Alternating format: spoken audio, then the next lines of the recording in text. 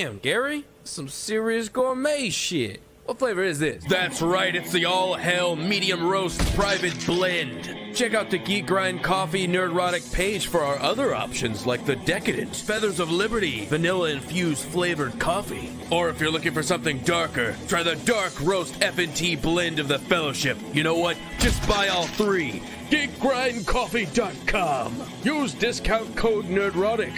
Huzzah! I learned a long time ago that there's no sense getting all riled up every time a bunch of idiots give you a hard time. In the end, the universe tends to unfold as it should. Plus, I have a really large penis. That keeps me happy. Woke. Hold up. Wait a minute. Something ain't right.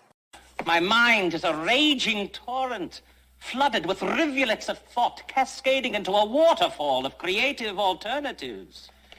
God darn it, Mr. Lamar. You use your tongue prettier than a $20 whore. These are daggers dropped by my men that were slaughtered by an ice troll in the second age. But I do not like to talk of such things. And for you, Legolas, this is a new bow, so that you may kill a troll as quickly as I did, in under 10 seconds. And for Samwise Gamgee, rope forged from the hair of an ice troll that I killed many years ago. And for Frodo, the bottled tears of an ice troll. Did I mention I killed an ice troll many years ago? In under 10 seconds? Fare thee well, my friends, and may these gifts forged from the body of an ice troll that I killed many years ago in the second age in under 10 seconds. Fare you well on your journey.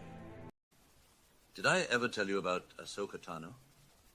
She was your father's exotic teenage alien apprentice, a fine piece of jailbait from a more civilized age. No, Gary, no! She had the tightest body and the perkiest little breasts in the galaxy, barely legal in most systems.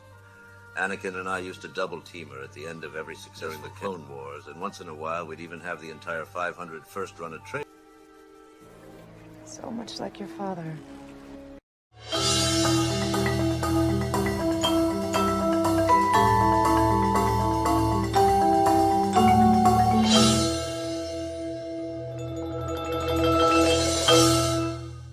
The following program is rated TV MAL. It contains strong language and is intended only for mature audiences.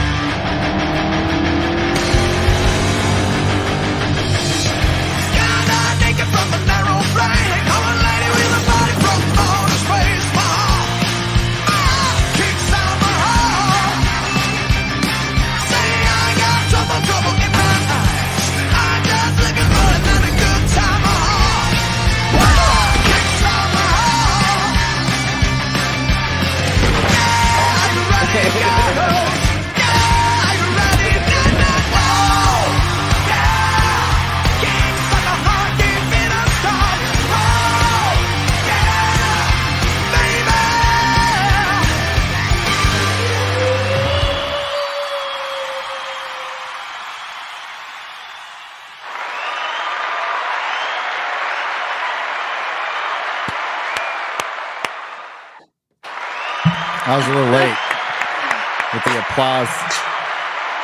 Oh, wow. With the applause. That was an intro. That was an intro. All right.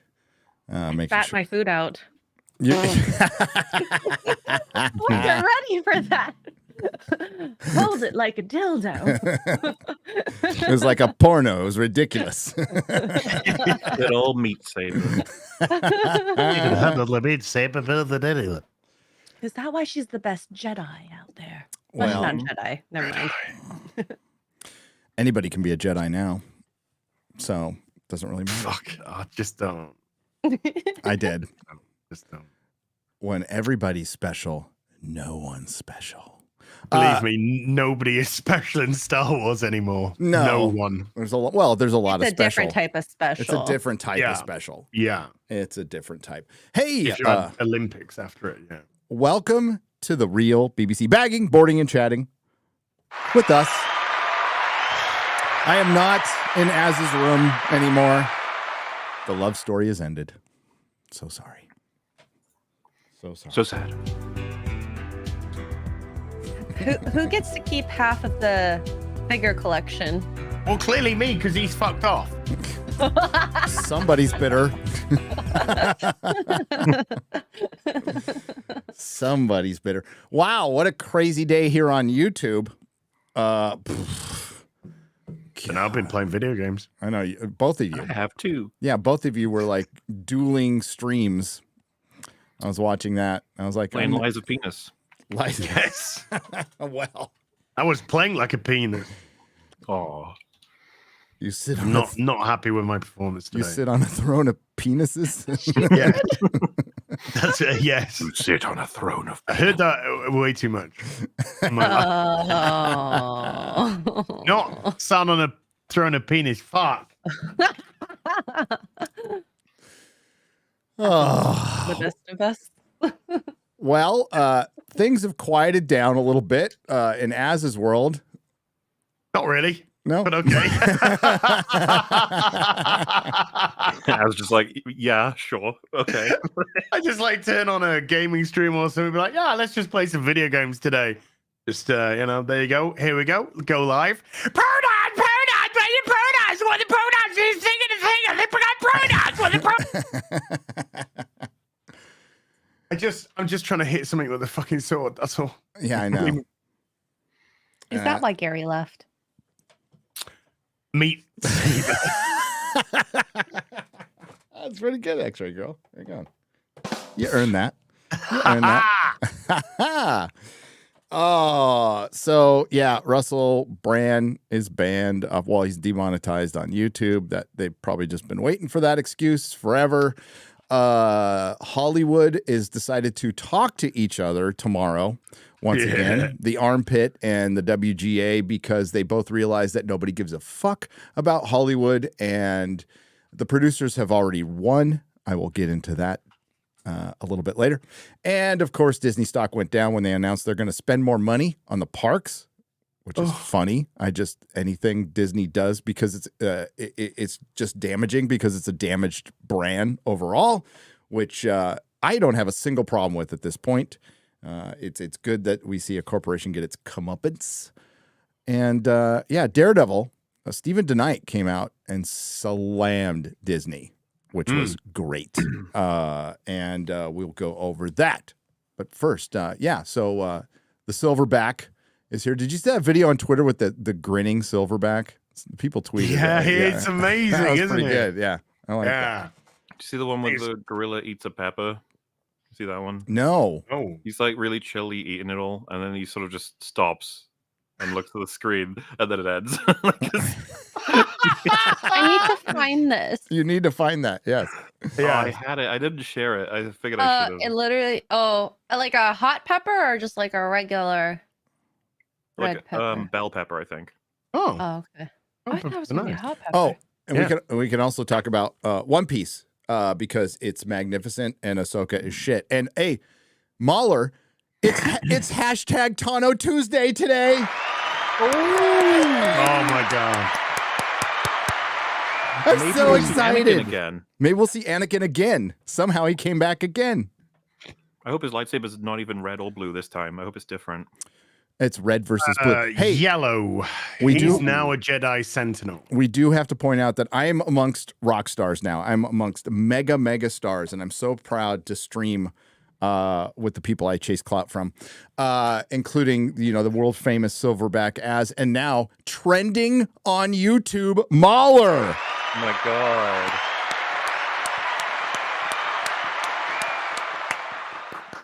Well, because I said Ahsoka was stinky. It is. I mean, it is, yeah. It is. So it's number 6 in Canada. It's number 9 in the UK, and it's number 11 here in the USA. Well deserved, buddy. That was a great video. Well, I'm really glad people have enjoyed it. The big thing that I've seen recently, which is really awesome, is people are like, I should check out Futurama. It's like, yeah, you should. Yes. Futurama's really awesome. Oh, The that classic show is episode.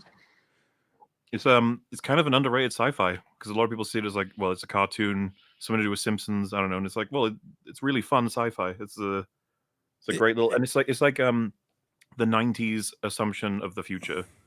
Yeah. So it's very much a 90s vibe in that show. It is, and I think it evolved past The Simpsons, like way past it. So as a well-written Simpsons show. died off while Yeah. Futurama was successful, but they both, have fallen from their previous heights. Yes. A lot of people obviously referencing the dog episode. It's like one of the most famous. Oh. Yeah. Seymour. Oh. I just watched Futurama, so hit hard. But yeah, I mean, Morley, I got a what do I call it, MauLer? A pre-screening. I got a pre-screening of MauLer's video before it went live. Shill access. Shill. Well, What did you get in the bag? Us trends and virals have got to stick together, Gary. You wouldn't know. Understand it. I You wouldn't know about understand it. Yeah. No. And as soon as that episode of Futurama came on, and I said, "Wake up." Yeah, you did. I knew what it was. It's such a great episode. It's an absolute classic episode of Futurama. But yeah, MauLer's video is superb. If you haven't seen it, go check it out after the stream. It's amazing. I was so impressed when I saw it. I mean, thank you, obviously, both of you who've been really kind about that video. It's, especially considering, it took me and Free were just nonstop on it for the past 4 or 5 days. So we're really happy it turned out the way that it did. Isn't it great? Star Wars is shit. Yeah, I know. But I mean, Ahsoka, it's such a weird situation because it's a dwindling audience, right? It's a smaller audience still being vocal, particularly on Twitter. And I think MauLer's video does a great job showing how it's vocal. There seems to, hashtag Tano Tuesday. What the fuck is that? Like nobody, no human being came up with that. A bunch of woke white women who work for some marketing company came up with that. Again, no human being came up with that. So collectively, woke white women don't make a human being at this point. They're regurgitation machines. And I know Yellow Flash will thank me for that one, by the way. But you saw all those hashtags, and I love that you had AI read them out. That was beautiful. Yeah. That was chef's kiss. I've seen some people say that part was so annoying, and I was like, I understand, I do, but I knew that was going to happen. It was intentional. It's supposed to grate on you, that part. Yes. The beginning of my last video, Perry had AI write it and then say it too. It's so good. It's a little inside joke between us that now everybody knows. And it was it is meant to troll, and I thought it was well done. But it also, made the point of the popularity of a show that is right now, the ratings are right around Secret Invasion, which was the second lowest watched show of any Marvel product on Disney Plus. Should show that it's not really back. It's just really dead. And there's always going to be some hangers on, and that's fine. If you want to be a fan, do what you want. But yeah, I can't see a Star Wars film going into theaters anytime soon and doing well. No. Give them time. Give them time. They'll make the Mandoverse film. They'll have Ahsoka, Bo-Katan, and Mando, of course, and Boba Fett, and the Mando team. The blacksmith lady, everyone's favorite. Oh, Just give it yes. time, lads. The one who talks like this all the time. I'm going to go into battle now. Here I go with my jetpack and hammer combo. Most embarrassing thing. Dude, when I said, in the video, this is as bad as the rest of Disney Star Wars, I was like, what visual will I have for the rest of Disney Star Wars? And I was like, I have 1,000 to choose from. I don't even know what I'll go with. And yeah, I just settled on when Grogu is battling 3 Praetorian Guard by doing backflips as a puppet. Oh. It's so funny. Oh, it's so funny. And then you think about, there's a show out there where people talk to each other on snails and with a rubber guy who with a straw hat, and it's fucking better. It's 1,000 times better. It's embarrassing Ahsoka right now. And that's good. Have you seen the rest of it yet, or have you been too busy gaming? No, I've seen it all. Oh, you have. Oh, yeah. I haven't heard what you thought about it yet, so we'll get that exclusively. He probably thinks it sucks. I don't care. He probably thinks it's the worst show ever. No, you probably noticed there's this little thing called Ahsoka. Yeah. When you saw Luffy for the first time, did you look at his shirt and go, red? That's what It's I red. did. It's red. But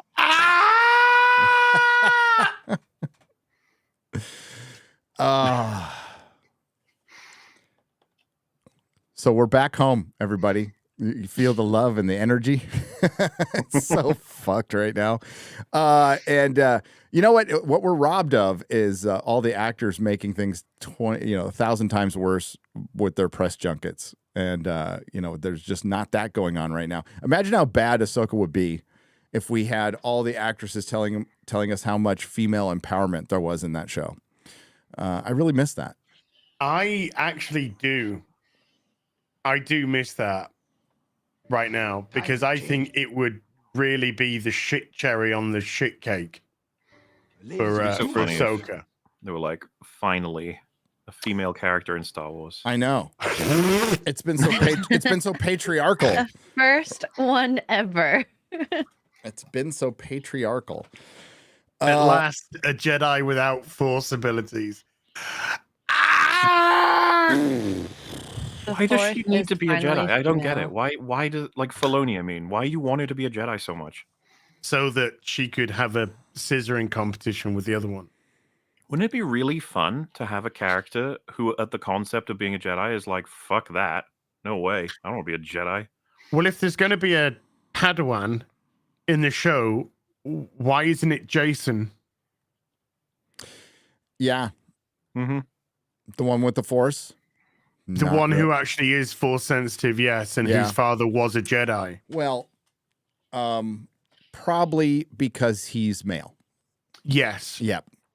Yes. That would be my first guess. That would be my first and last guess. It would be my only guess. It would be my only statement of fact. The Force is female, Gary.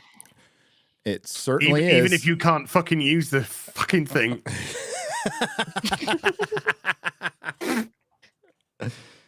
Hey. People. Hello. Hello, X-ray. Good. Hello. It's been a long time since I've been back on the BBC, so I'm excited. I know. Been on that BBC. Huh? It's just Mark. No? Oh, dang. Sorry, Mark. Once you go BBC, you never. Okay, never mind. You don't have a husband? Anyway. Not anymore. He went fucked off back to Texas. Aww. Sorry.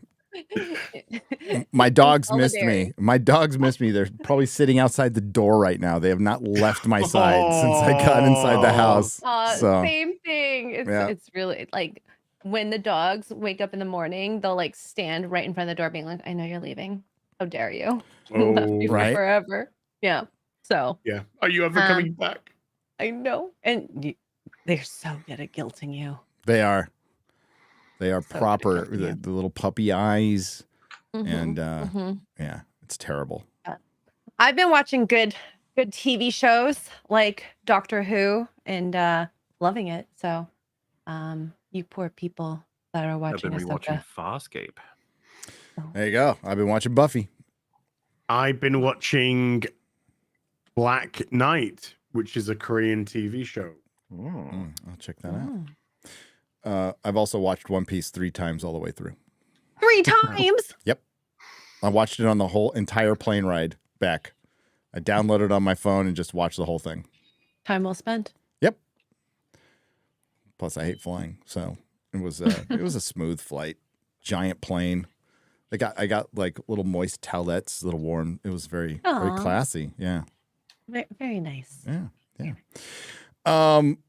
I guess let's start out. Let's get this out of the way because this sucks. And Russell Brand is demonetized. We saw all that stuff go down. I was in the UK and I saw all your papers, and I know how your papers are. took a little video of your papers, and dude, so people are saying this is a new rule. I just want to point out it's not a new rule for how your behavior off YouTube can affect your channel. That actually was implemented a while ago. I believe it was implemented right around the time Patreon did what they did. I think Patreon were the first And ones Twitch to start doing too, that. right? Yep. Twitch. Oh yeah.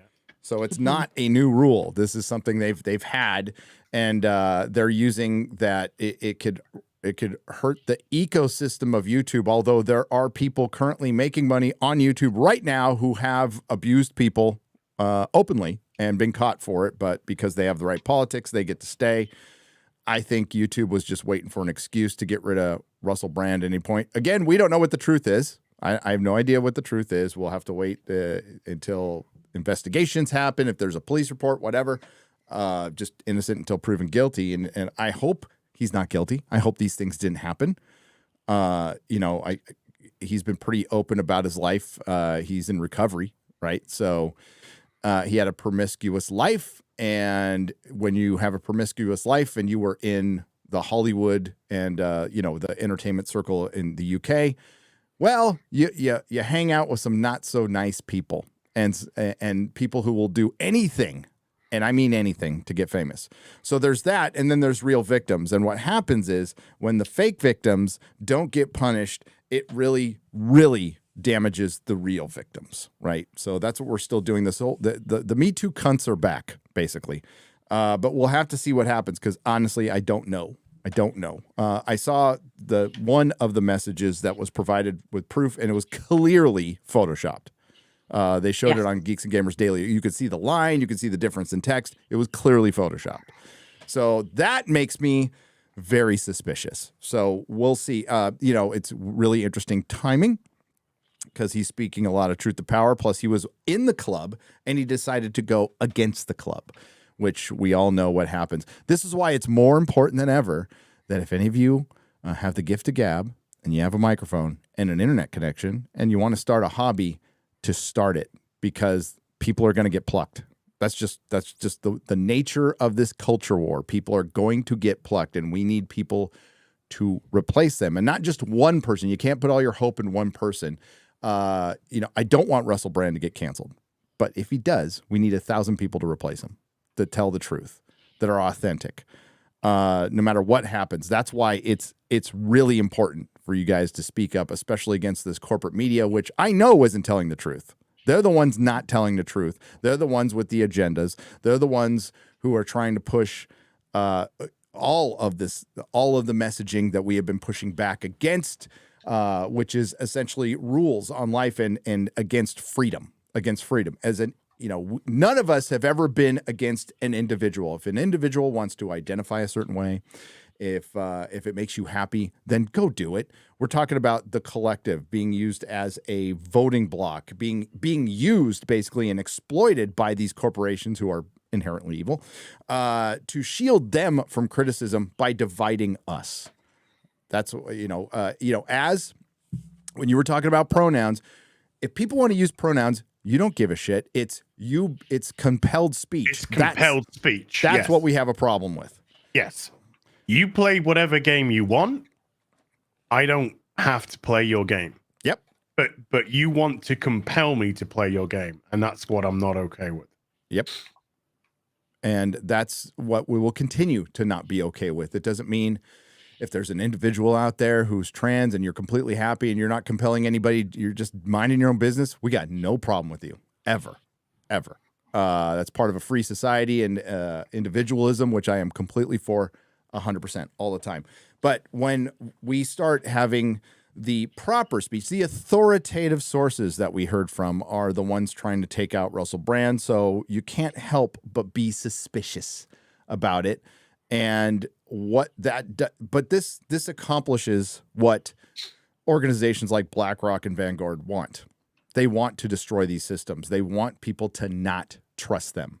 Well, we already don't trust the media, and we're starting to we already don't trust the government. And there's certain institutions like, the courts, education, everything. And it inherently destroys them from within, and then they get to remake it That's the problem. That's the problem we're facing right now. Education's like here in America is completely lost. Completely lost.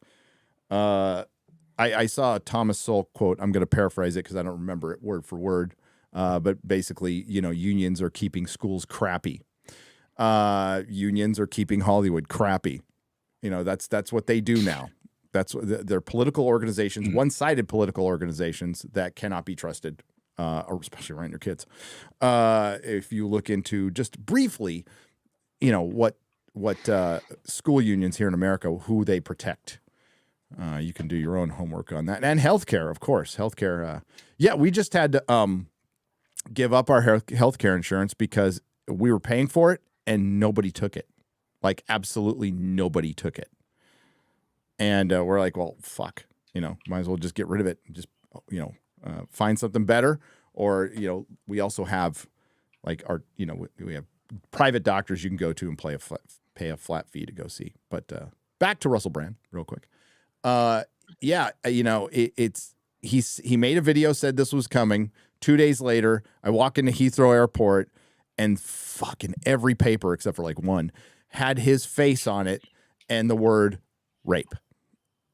Clearly a coincidence. Clearly a coincidence, but job done. Mission accomplished. Doesn't really matter at this point. Every single solitary newspaper, but it was just a coincidence. Total coincidence. Competing newspapers all running with the same, but they made sure the word rape comes before allegations. So so you saw his name right, like that. That's very deliberate, and YouTube demonetized him today because of whatever reason they want. He's on Rumble. He's going to do fine there, but it's going to be an interesting year and a half, especially for those of us who just really want to talk about entertainment. Next year's going to in the court of public opinion, it's guilty even if proven innocent. Yeah. So it doesn't. I mean, we don't know what's going on, Russell. But this is why we now have these smear campaigns against people who they want to silence, because all it needs to do is just get into the public zeitgeist. That's all it needs to do. Yep. There's once even if you're innocent, you're tainted, you're tarnished with that brush. Yep. This is mainstream media. This is media in general at their most cynic, at their most insidious possible, and they do not care whose life they ruin, whose life they walk over, tread on, as long as it serves their agenda, as long as it serves their own self-interests. They will use all the power at their disposal. So it's I do find it so funny when we get told it's your fault people are watching Ahsoka. It's your fault people are watching Marvel movies. No, we are not $1 billion organization with the might and the power and the resources to throw everything behind. No, but when it comes to stuff like this, it just has to go into the public domain, and people will make their own conclusions regardless of any information. And that's what they want. And that's what they got for the most part.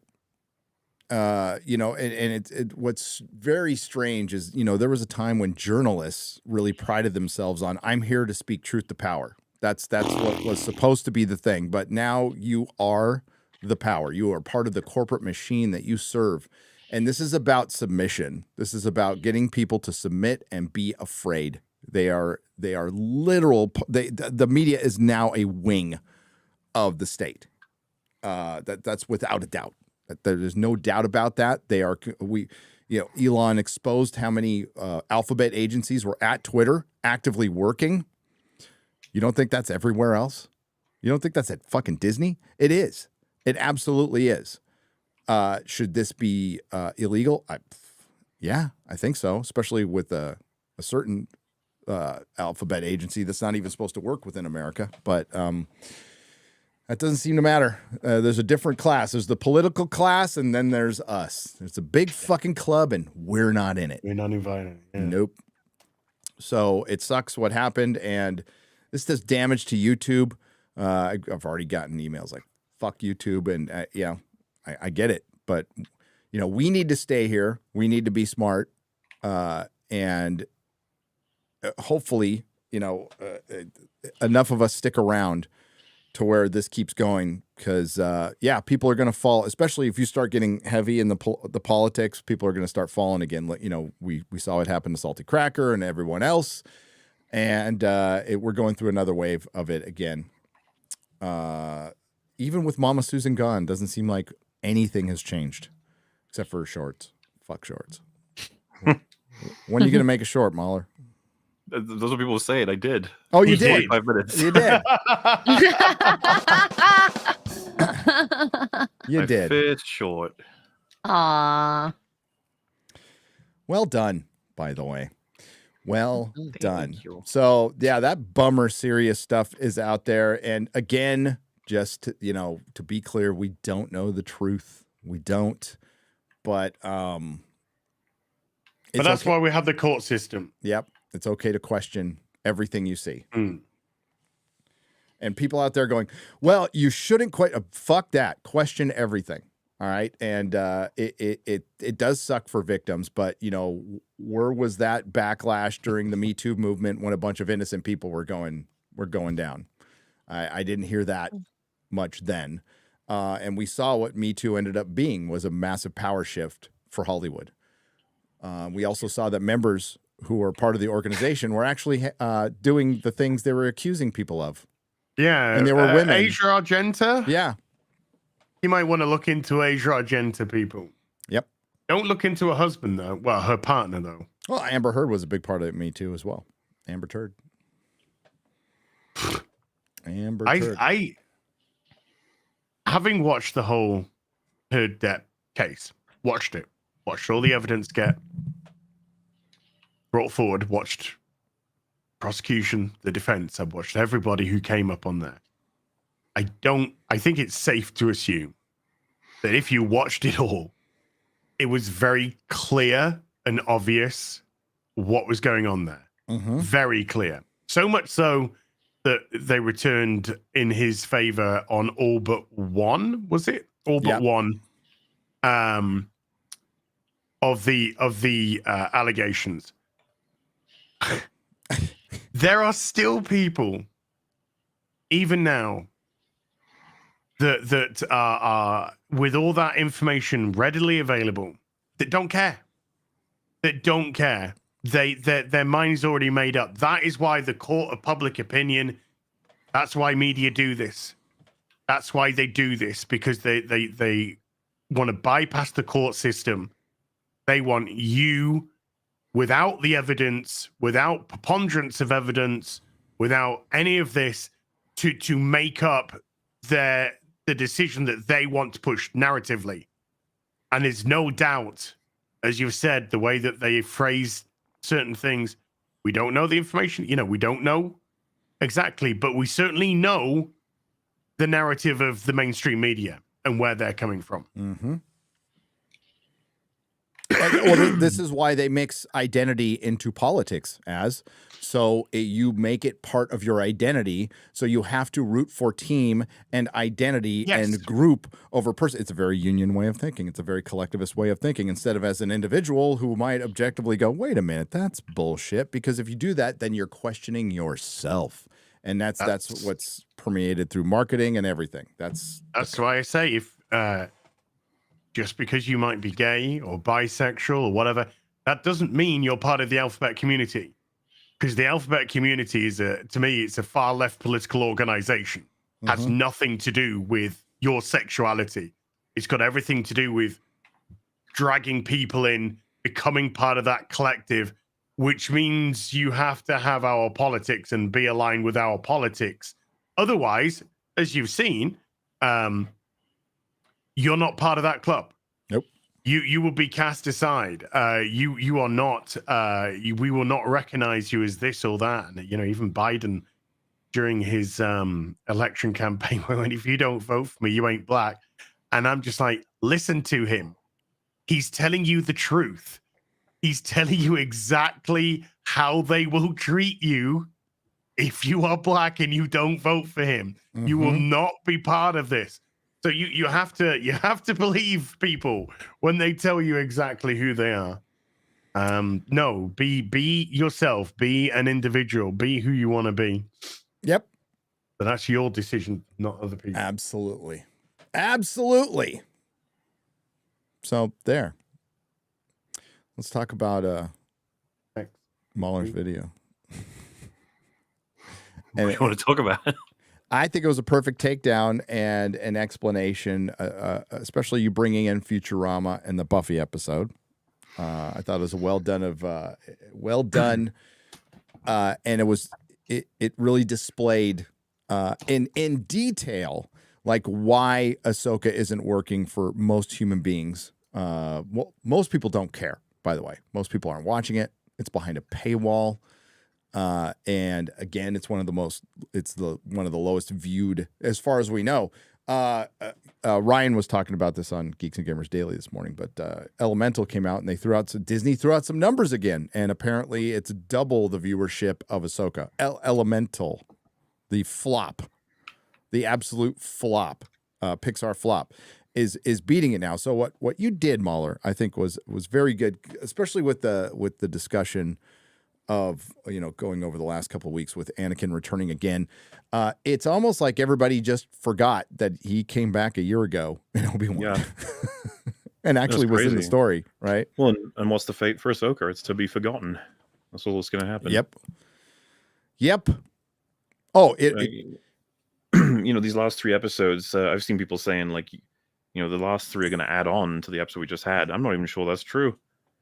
No, I have a feeling that it's all going to be Thrawn related now, setting him up and launching him, so to speak. We heard what Dave said. Thrawn is something that he wants to use for the next 3-4 years, and then we'll move on again. The Star Wars cinematic unit. Pretty much. Oh God! Can you imagine a part where Thrawn is beating Ahsoka with his mental lightsabers, and she's like, "I can't stop you for some reason." And then Mando flies in, and he's like, "I got you, Ahsoka. I got you." And then Mando's about to die for some reason, and Boba Fett's like, "I got you, Mando. I got you." Before Mando comes in, the music just goes, and then you're like, "Oh my God, it's the Mandalorian!" And then Baby Yoda fell into a time dilation and is an adult Yoda and comes in and saves everybody. And then somebody comes out swell, and somebody goes, "He's green." Green. He's green. It's red. The dark saber. He Vadered. Red. I can't. Vaded. He Vadered. It's the greatest shot ever in Star Wars. I hate Star Wars so much. I really can't stand it anymore. No, it's I absolutely abhor it. It is pretty terrible. So was going to show this on. Wait, let me see if I can find it. You want the Grizzy? Yeah. Grizzy? I have that. Yeah, you do. So it's not the last video. It's React to Ahsoka episode 5. Yeah. It is the one that came out 5 days ago, not a day ago. So Disney Star Wars 5 shows. days ago, yeah. Yeah, React. There we go. By the way, subscribe to Grizzy, Grizzy1. I can't remember who linked it or when or where, but I was like, yeah, I'll check it out. I always regret checking these videos out. Not because they're very well edited. It's just that you immediately like, oh, am I going to cringe the entire time? Yes. Probably. Well, look out. They're going to Vader. Let's go. Let's go. God, she's so young. Oh. Oh, no. Oh. My heart is beating so fast right now. Clean up your act. It's a sort of behavior that can lead you to meet me in a dark kitchen, as perhaps you have before, checking the records. Oh Oh, that is creepy. Oh my god. Oh no. I was expecting. Can they melt it back together? Is that a thing? Is that possible? Can they melt it back?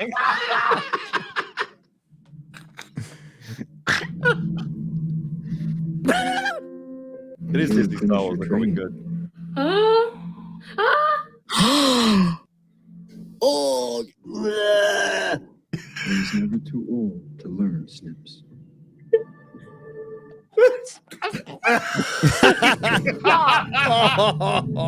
Fucking pussy! Oh, wow, we're getting this. Is that guy? Wait.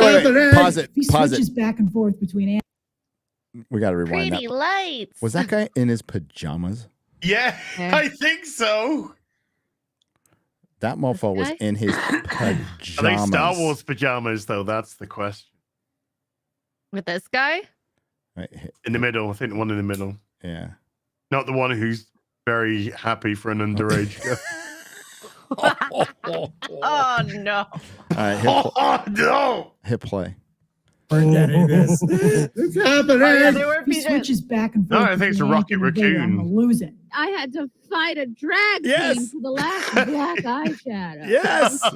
Oh, Jason, you can hear that? Whoa. Don't ask questions. Just consume product and then get excited for next product. And to be I've fair, got Hera did it chills. too. You little baby Jedi, you. Shut the fuck up. Oh, no! Is she younger? It's young Ahsoka. That's young Ahsoka. Baby Ahsoka. I hear, what did you say? Hibbity hoopla! Clones! No way! Oh my god! That's Clone Wars Ahsoka. No shit. Oh! Sorry. That's a fucking phase one clone! Yeah, no shit, Sherlock. This is the coolest thing I've ever witnessed in Star Wars. This is some of the best Star Wars content. Period. This episode right here already. Loyalty to Disney. Loyalty to the brand.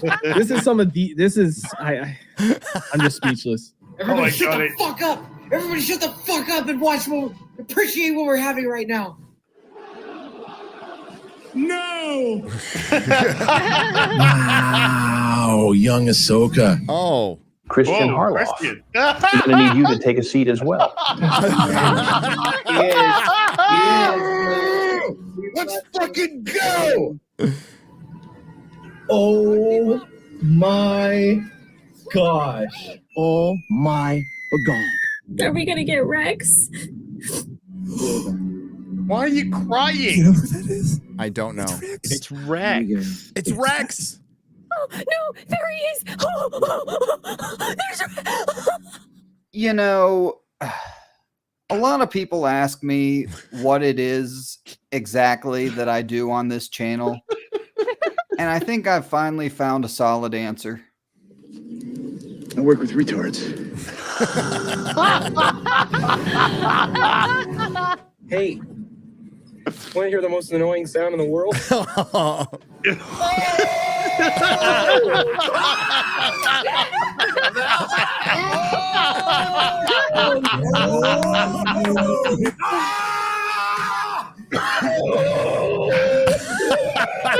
Never gonna say anything. He Vadered! He Vadered! Vadered! We hear you in this section. We cheer for the fag knife.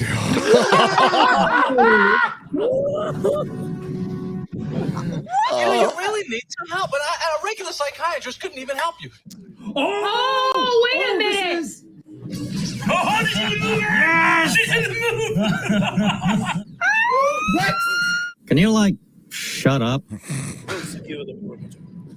Come on, let's go. Rex, there he is. That's Rex. He said, let's go. He had the voice and everything. It was wonderful. Well, I could change that in a hurry. That's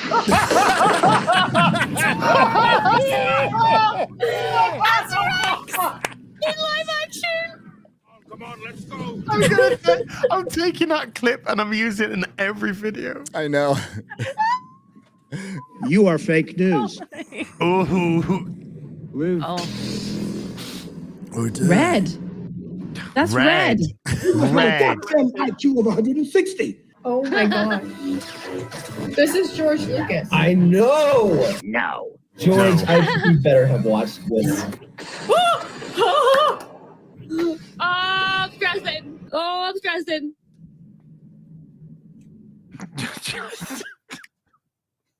We got spoiled. We got spoiled with essentially 30 minutes of Anakin. 30 minutes of glorified filler is what we got. So beautiful.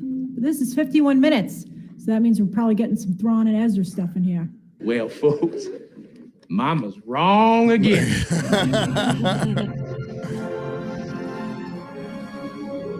What a great throwback to the original trilogy. This is Star Wars. This is literally This is Star Wars. If this truly is Star Wars, why do you feel the need to constantly remind us? They're powering up and doing the thing. I have chills. This is so cool. I have like full body chills right now. I see this in action, baby. Let's go. Shut the fuck up, you fat fucking cow.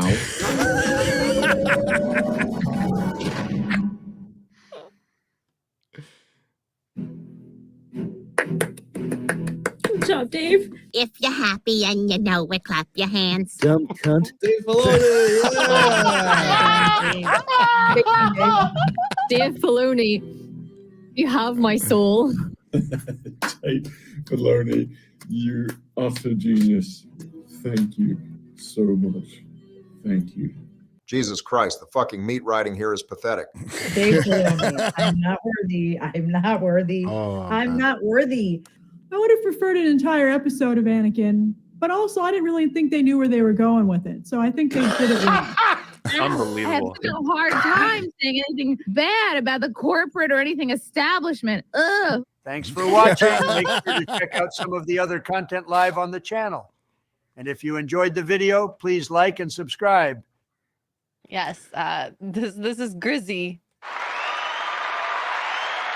Well done. Well done. That was good. Wow. I loved it. Don't know what happened, but I loved it. Yeah. I don't think they knew what they were doing with it, but I wish we had more of it. It's obvious. You just fill in the blanks of all the massive pauses and massive, black holes between character development, well, there is none. There's just giant voids that you can fill in yourself. Like motivation or even dialogue. You can have dialogue. There's so much time now. But, it was such a deep, deep episode when Anakin said, live or die. Over and over again. It was funny because when I was showing Az the video at first, I think one of the things you said after we talked about like how nuts people go for Vader is you want to walk up to these people and be like, "You're in luck. I've got 3 whole films that Vader's in. A New Hope, Empire Strikes Back, Return of the Jedi. Makes a trilogy. It's great. He's in loads of it. You're gonna love it. You are going to love it. Mm-hmm. I wonder if they've seen them. You do wonder. You do wonder. Not recently. That's Star Wars. No, it's Disney Star Wars.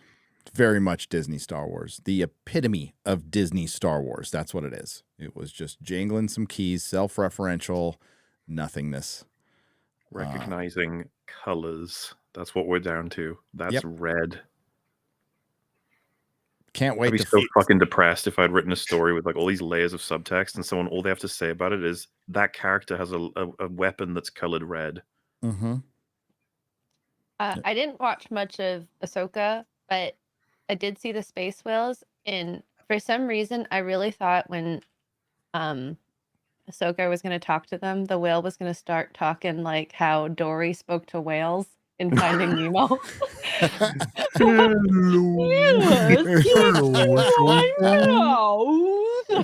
Dude, I thought the whale's face was funny as fuck. That's why I zoomed in on it like 3 times in the video. He's such a little goober. He's like, "Oh, hello, hello. You guys want to go to Thrawn? Or Want to go to another galaxy now? Let's go."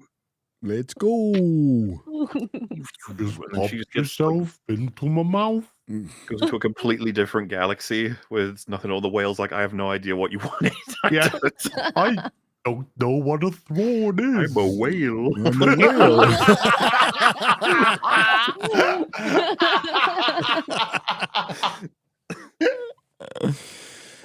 Oh wow! I would have got it and just swallowed now. them. They just Yeah. died. Like, Oh, Star Wars. Disney Star Wars. Oh, fuck my life. I know. Riding around in Wales. Let's go. I was just That sounds like a It's really 2023 peaceful thing. out here in space with my hyperdrive vagina. Oh, these fucking Jedi and Sith are here wrecking everything. Yeah. Like, here we fucking go. If I see one more Death Star, I'm going to lose I'm gonna my hyperspace shit. kamikaze right into that fucker myself. Oh my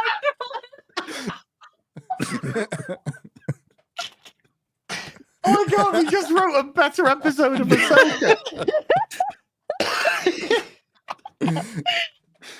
By the way, the I'm a whale, that is not beyond Dave Filoni kinds of dialogue. There was a comment I just saw on the video. It says, imagine being in World War II, crouched in a trench as bullets are flying across your head, bombs hitting close, and then your commander looks at you with the most blank expression ever and says, this is World War II. Yep. He's got a red bayonet. That means he's evil. Oh, they got to mention the title at some point. We're in the Star Wars. This is serious stuff. I can't believe it was Grace Randolph that was like, he vaded. He vaded. No, he didn't Vader. That's not a thing. That's not a thing. It doesn't That's not exist. a thing. He vaded. Yeah. That peroxide. Yeah, her hair is a disaster, dude. Done damage. It has always been a disaster. It's not like, it's COVID's over. The salons are back open. Are you thinking she's not a natural blonde? I'm gonna press X to doubt. I'm gonna press X to doubt as well. Do you guys even play the game that's wrong? Play what? As probably did. I did, yes. I couldn't tell a single person's facial expression. I love X to doubt and F to pay respects came from video games, but nobody even knows that anymore. Oh, I have no idea. What's X to doubt comes from LA Noire. LA Noire, okay. Yeah. F to pay respects is Call of Duty Advanced Warfare, is it? Or is it Infinite Warfare? It's one of the mid. Well, it's hard to say now because I didn't follow COD very well. Someone in chat will know. Yeah. Ugh. Which one was it? They would Which one fill the was rest it, of the chat? keyboard though. Are we We're waiting just for going to wait until chat tell us which There's Call like of a Duty funeral it was. scene, I think. Advanced Warfare. Advanced, yeah. Yeah, I'm not going to come up with an answer. I don't care. Come on, Gary, you should know. Did the As expert a gamer gammer, on as the a panel. as a gammer, yes. Massive gammer. Oh my God. It is good, I think, to have a show to contrast against Ahsoka. Imagine though, because this got brought up a little bit by Shad towards the end of FNT, which I wanted to strangle him for, metaphorically, in Minecraft. The binge argument that almost came up. Oh. I still believe that something like One Piece would be just as successful released weekly. It's that good of a show. I don't think it matters. And it's going to have a huge cultural imprint, but it would have been longer if it was, say, it's 8 episodes. So that's 2 months of conversation. Then people can get into it when it's done, which adds at least another month. And then you have Ahsoka, which is released weekly, and it will be forgotten 5 minutes after it ends.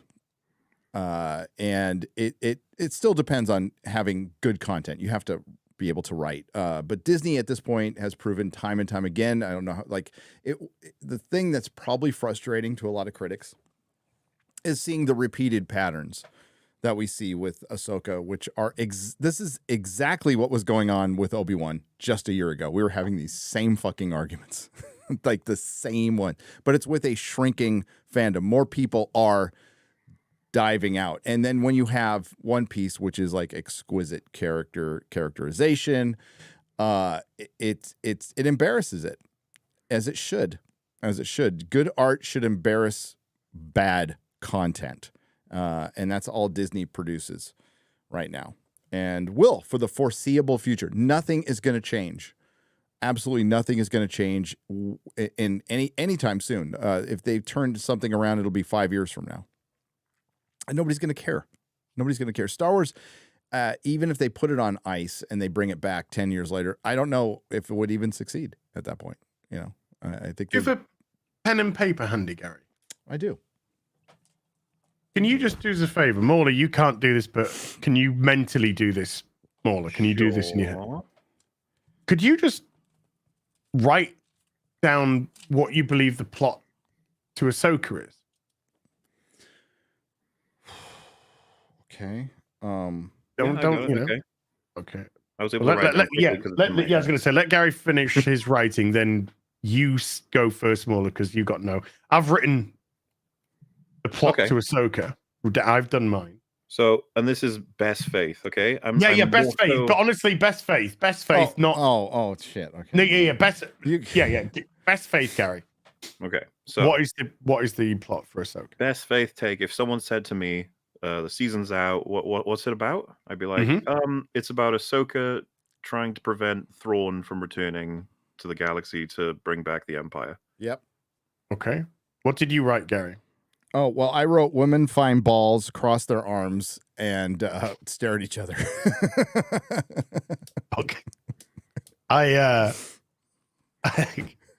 Some people want to find Thrawn. Yeah, and they don't want to tell the important people, you know? That's it. Yep. That's So it is a very from lame thrust. 5 episodes of Ahsoka. Hey, at least we got another one, tonight? 1 a.m. British time, I think. Yay. Tano Tuesday. Hashtag Tano Tano Tuesday, Tuesday. baby. Oh my God. I'm so excited.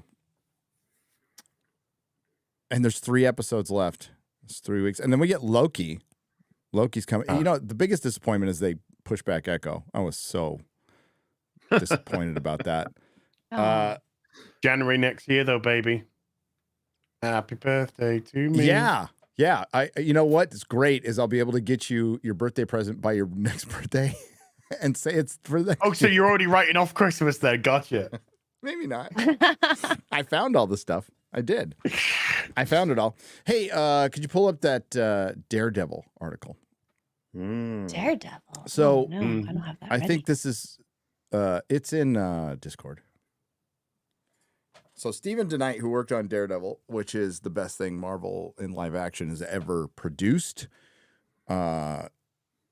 he's got an interesting take on why it's because it's clearly it's a reboot. It's not season 4. It's a reboot. And think about all the shows that have gone 5 seasons. Think about that. Star Trek Discovery got 5 seasons. Strange New Worlds is still going. There's all these shitty shows, and they canceled Daredevil, like one of the most popular shows on Netflix, over a rights issue. And then they decided to reboot it, even though it did fit in the MCU. Absolutely fit in the MCU. Yeah. You didn't need to fuck it, even if it didn't. Who cares, right? Disney have destroyed their continuity with Marvel. Disney scam. Netflix Daredevil showrunner slams MCU reboot decision. Netflix's Daredevil showrunner slammed Marvel Studio and Disney Online for the upcoming rebooted series, starring Charlie Cox and Vincent D'Onofrio, who was brilliant as the Kingpin until Hawkeye, which you didn't see, MauLer, right? You didn't watch Hawkeye? No, but I watched this scene where he got killed. Yeah. I can't remember. Did you watch Hawkeye? You didn't watch Hawkeye, did you? No. Well, first episode and yep. Bye. Considering the return of Cox and D'Onofrio and John Bernthal's Punisher, many fans have been questioning whether this is a continuation of the Netflix series, or a total reboot. While Marvel Studios hasn't explicitly called it a reboot, decisions like recasting Vanessa Fisk, redoing Kingpin's origin, and not bringing back Foggy and Karen, which is fucking crime. It's a crime. They were brilliant characters in that series. Clearly indicate that this is a new story. The showrunner for Netflix's Daredevil season 1, Stephen DeKnight, not McKnight. What the fuck? Has responded to a post on X, formerly Twitter, regarding Daredevil Born Again Disney reboot. McKnight has recently, come on, guys, has recently tagged in a message posted by Thomas, identifying himself as a crew member of the Netflix Marvel shows, who wrote that they canceled Daredevil once crew got a full raise and holiday and vacation pay. And not only did they cancel Daredevil once crew got their full raise and vacation pay, the Disney Plus reboot is back to season 1. IATSE contract terms. It's a fucking scam. I wonder if Stephen DeKnight knows that. This prompted McKnight's response. That autocorrect, eh? Calling this, I wonder if AI wrote this, calling this move the reboot, to reboot Daredevil's show after 3 seasons, an old Disney scam. It's an old Disney scam. They slightly rename a series to reset contract terms back to first season. Needs to be addressed by all the guilds, unions, and crushed. Well, they've had ample time to do that in past negotiations and have never done that.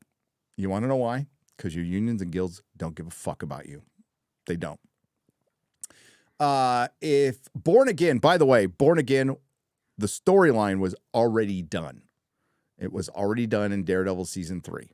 I would have, Daredevil season 3 is the weakest of the 3. It's still very good, but I would have done things a little differently, but it's already been done. So they're doing it again. With season 4 of Netflix's Daredevil show, the International Alliance of Theatrical Stage Employees wouldn't be resetting the contract terms, offering better crew members benefits as more seasons are produced. Disney Channel childhood actor Joey Bragg, Liv and Maddie, recently addressed a similar situation to what McKnight brought up on the Cash Cuties pod. Jeez, man. It's really weird. It triggered a memory for me. You guys have seen Black Hawk Down, right? Yeah. Yes. Pretty sure why am I forgetting his name? Fuck. One of the characters in that is called McKnight. And I was like, the reason it stands out so much is like, I don't think I've ever heard the name McKnight in my entire life outside of this article in Black Hawk Down. Right. Again, it's supposed to be Stephen DeKnight, but that's okay. We'll just keep running with this article. Okay.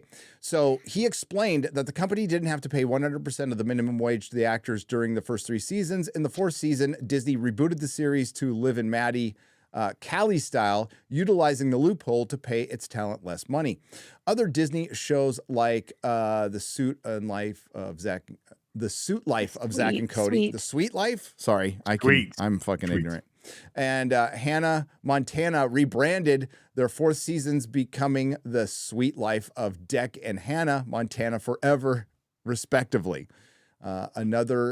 And they probably came back with them with, we have to reboot this and pay you less, or we're going to cancel you. What are your choices?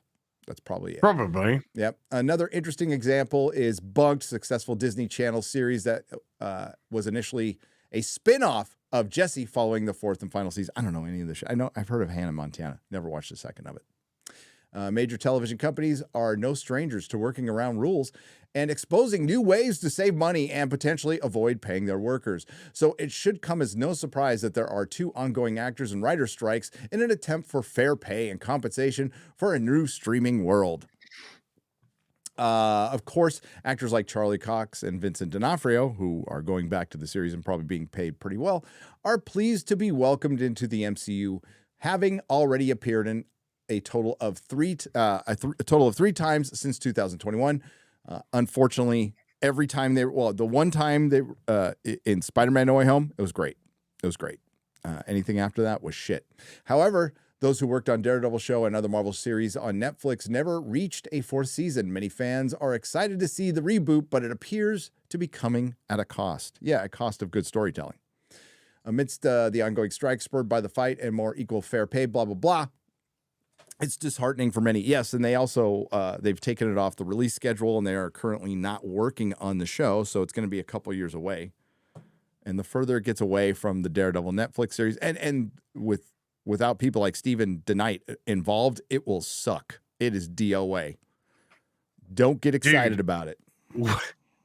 We saw She-Hulk. It's DOA. It's DOA. Tatiana Maslany got a little mad because she didn't get paid as much as Sonny Chiba's kid for One Piece. Well, well, number one, his show's 4 times longer than their fucking show is. Mm-hmm. Number 2, he was actually good. Yep. Yeah. And he's Sonny Chiba's kid. That's got to count for something. But he's also good in it. No, it's just if you had anything to do with She-Hulk, you know the best thing you could do? Shut your fucking mouth. Yeah. That's the best thing you could just shut your fucking mouth. Yeah, if there's an agent worth their salt out there, it's like, let's just forget this She-Hulk thing happened. Let's sweep it under the rug, move on. Remember Orphan Black? You know, people liked you in Orphan Black, so let's try to. Well, yeah, when people say, "Were you in She-Hulk?" Should be like, "No, No. What? Something else." That's the Orphan Black class, you know, played all those different characters with different ranges and personalities, and I wasn't an alcoholic whore. Like it wasn't She-Hulk. She-Hulk's not getting a season 2, folks. You know what is getting a season 2? Loki? Oh. One Piece. One Piece. Got it within a week. I don't know how they haven't confirmed 2 and 3 and 4, to be honest, with the results this has gotten. You'd think. That's what they usually do. Well, they confirmed 2. 2 is, yeah. I think it's wise to see how the show does before you confirm. Oh yeah, that how you're thinking like a everything's- normal person though. I'm thinking like Netflix. They often Oh. they're like, that thing was good. Make many of it, all of it. Doesn't matter. 10 years from now, that's what Disney do as well. Right. We'll make Amazon. these plans for a world that won't fucking care And- later on. And let's just say Netflix has been known to make a decent first season of something, and then it goes to absolute shit in the It's second happened season. before. I don't think it's the case, because the guy who created, I can't pronounce his name, One Piece, is heavily involved. As long as he remains heavily involved, I think there's a chance. Oh, Oda, yeah. because you got Squid Game eventual season 2, Arcane's eventual season 2, and One Piece's eventual season 2. We're all gonna be like, right? Any of them could go to shit in theory. Well, I mean, One Piece at least has episodes on the animated as well as the Well, it has manga. a strong source, yeah. Like it Yeah, can- whereas Squid Game Squid Game doesn't, didn't. because it was only made as a one series. And I think it should have stayed that way, but yeah. But it was an absolute phenom. There's no denying. Yeah. No, but I guess One It's like Piece- Joker. Joker should have been one and done. That's the whole plan for it. There But is now as a timeline where Joker 2 is good enough that I end up saying I'm kind of glad we got it, but I don't know that we're very likely to be in that timeline. I would like to be in that timeline. I would like to as well. I'd like to be like. I'm looking forward to it. It's one of the few movies I'm looking forward to, but I could be completely disappointed. That's a possibility. It's going to be a tough one. I'm okay with the casting. I'm kind of okay with the musical numbers. Lady Gaga. I'm just wondering how it's going to all come together. Lady Gaga is a pop star moron, like they mostly are, but she can act. She can actually act. So she can act. She can sing, and she can Those sing. are the things we need for the role, I guess, with this. Hey, I just spotted an article. I don't know if it's worth reading or not, but it's certainly amusing in terms of the future. What's that? It's a Ray Star Wars movie scheduled to start shooting next spring. Okay. But what do we think of the likelihood this is even true? Well, I think the article's probably already X'd out. They're not. Yeah. Yeah, I would say, when did they write the script? Because it wasn't finished. It wasn't even being started right when the strike started. The strike might just be ending in spring. I don't think so. I think they'll have a deal by the end of the year. But Well, what interests me is second paragraph says the untitled film will reportedly be set 15 years after the events of Star Wars Episode 9, The Rise of Skywalker. However, reports suggest the film will be steering away from the pre-established lore of the Skywalker saga. It's expected to drop the episode prefix from the title. The movie will be an entirely new story, separate from the overarching narrative that guides the franchise's original, prequel, and sequel trilogies. Rey is expected to have a supporting role in the movie, being equated to that of Luke Skywalker in the sequels or Obi-Wan in the originals. Get their names out your fucking mouth. Yep. Oh god, could you imagine if they try and portray her as this wise, like sage-like character? No. Oof. First, How thing do I do it? How do I do it, Ray? Just gotta do. What's the first thing that comes to mind? Oh, Star Wars is saved. Everybody, it's saved with this. All it needs now is to have Dave Filoni attached to it, and it's perfect. It's kind of funny as well. It's like, where's the scripts? Like, since when did they use scripts at this point? Having watched it on video, I was sort of like ready to say to Gary, well, it's not stopped them before. No, it has not. This is true. So we'll find it's gonna start shooting this spring. So that's 5 months. 5-6 months. That's crazy, man. Because, like, you know, we've already talked about how much of a bad idea it is and how much that's more than reasonable for Disney to do, you know, make a bad decision. But if this actually comes out, a Rey movie. Oh, please, please, please, please, please, please, please, please. I'm praying to the content gods. Please. Oh my God, this will be so much better than the Marvels in so many ways. And I cannot wait for the Marvels. I am giddy with excitement for the Marvels. But yes, I want this Rey movie to happen. Hey, you and we went to the cinema. We did. And wrong button. We did a Marvels, didn't we? We did. Look at this. This is the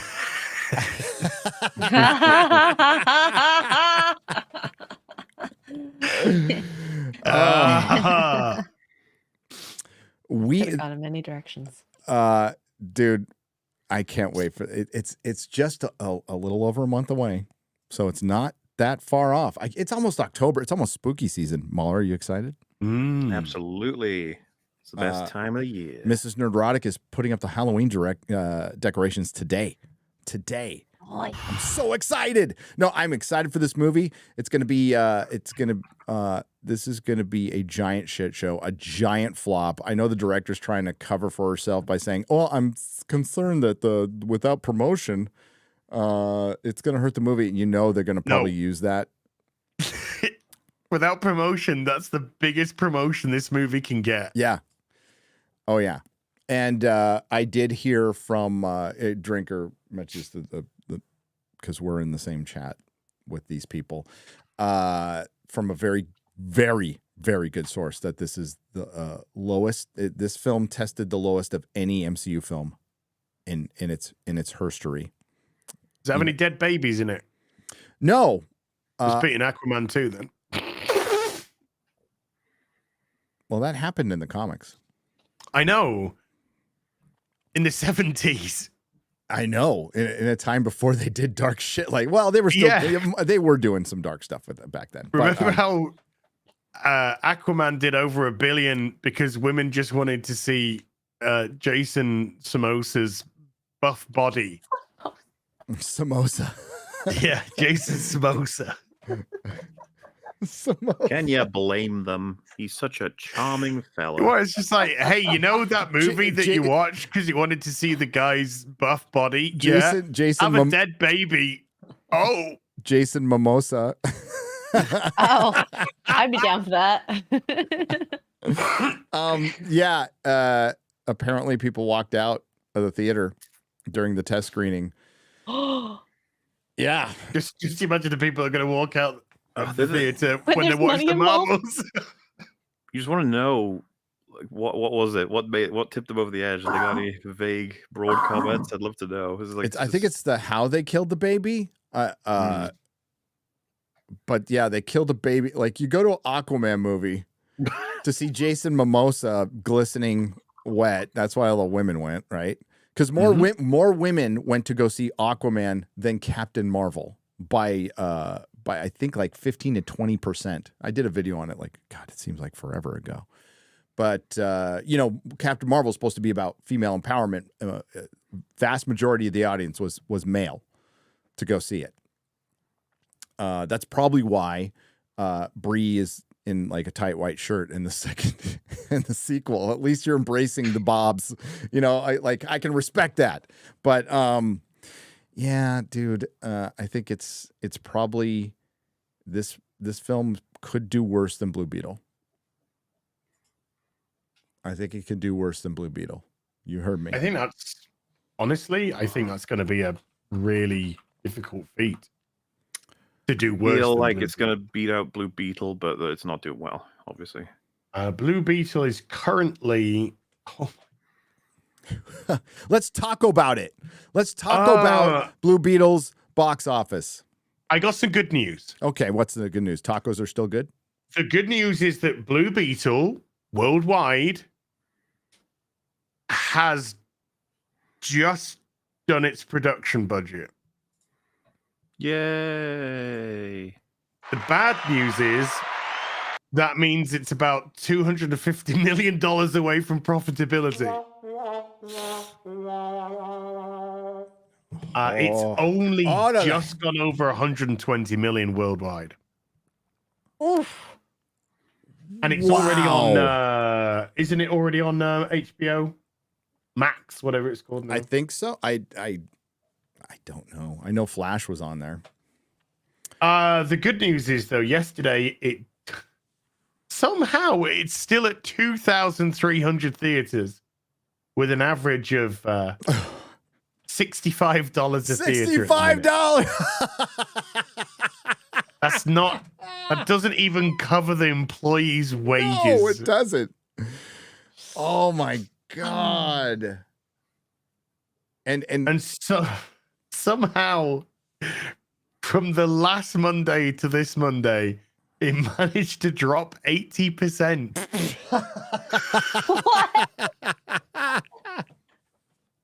Ow. What is 80% of nothing? I know. $65. 65 on average. That doesn't cover the tacos at catering for the movie.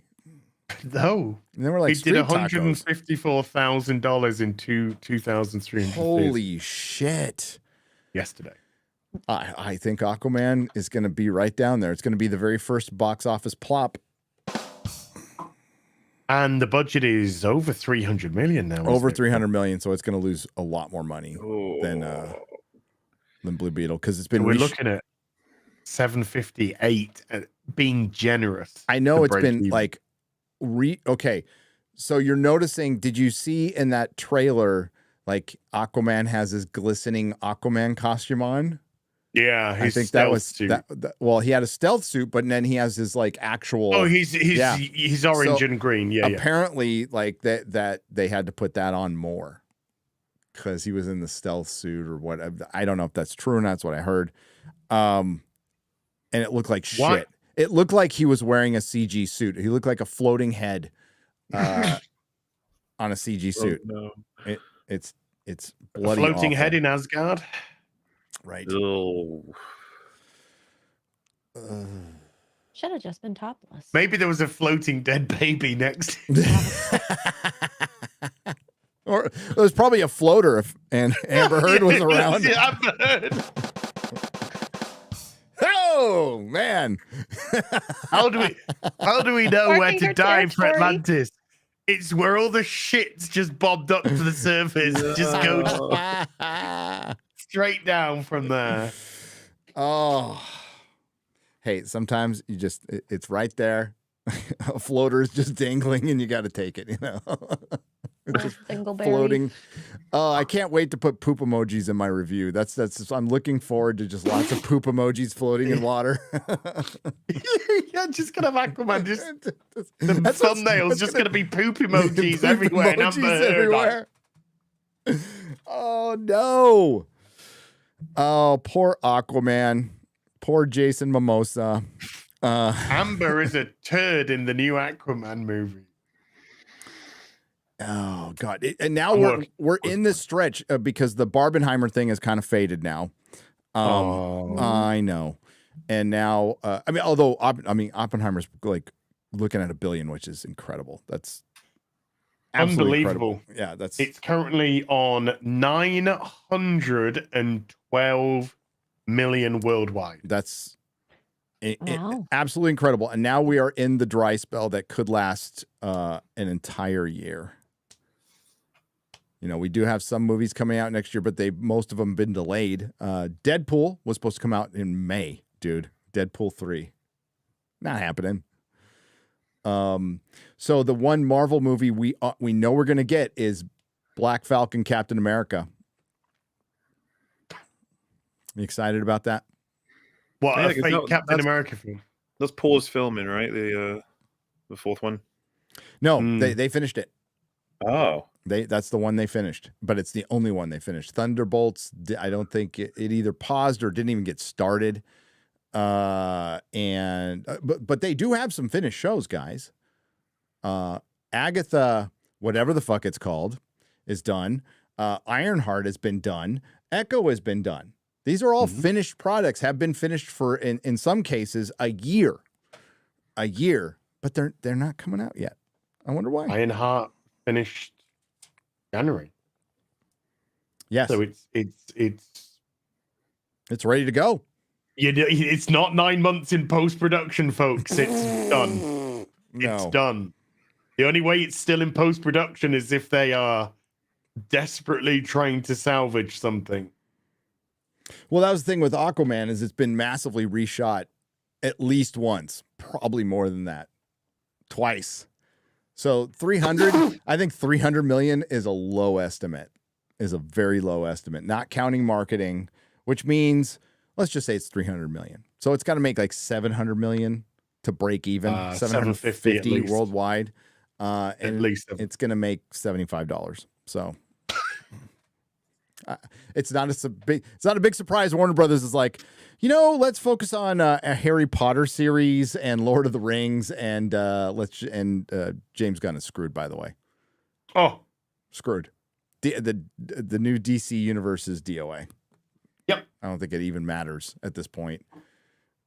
You have to take time. If you're going to reboot something, you need to take time. Do you know how it feels? It feels like the Transformers movie series. It's that it really should have got rebooted and redone. Gen 1. And somehow another sequel or a prequel on the same shit always seems to just come out. Yep. Except it's more diverse. We wanted to have a giant robot movie with the black experience. But it's that's the funniest thing about the Transformers thing is when they started talking about this Rise of the Beasts is going to be, which is really, Rise of the Beast is actually going to be a story about brown people because, brown people never get mentioned in these sort of things. And I'm just like, did you actually ever watch the Transformers cartoon? Because I distinctly remember in 1984, there was a Transformer called Trax, and his best buddy was Raoul. Well, so why couldn't they have done, instead of having Mirage as not Mirage, Mirage as Jazz? Why couldn't they have had Trax as Trax and had Raoul? Did you see the one with Anthony Hopkins? No.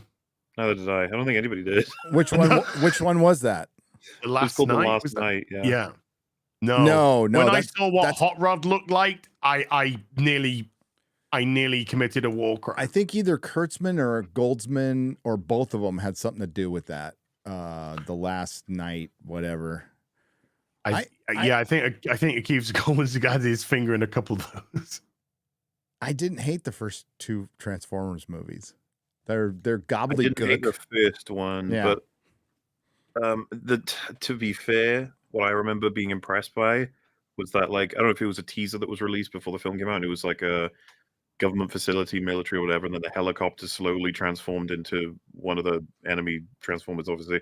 Yeah. And then it started annihilating all the people, and I was like, this looks fucking cool.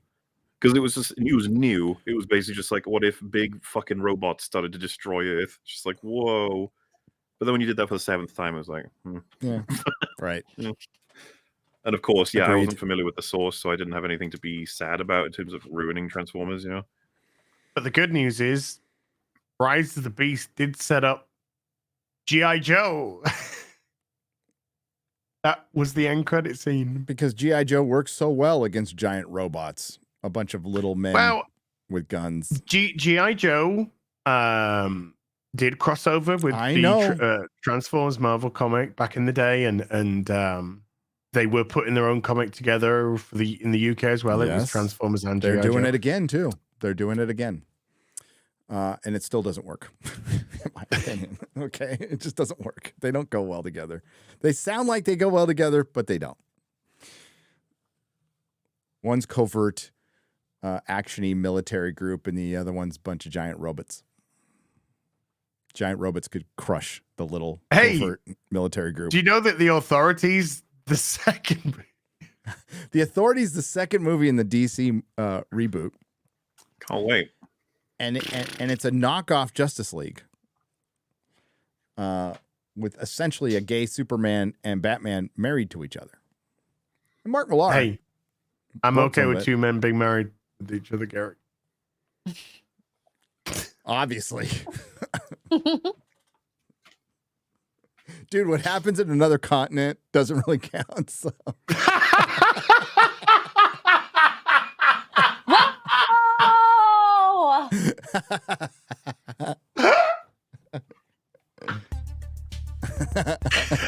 You play that for yourself, buddy. You play that for yourself right there. The crying game. We'll always have Wakefield Westgate. Yes, well, right. Oh my God! You know what? I'm just glad I'm not carrying around a freaking lug.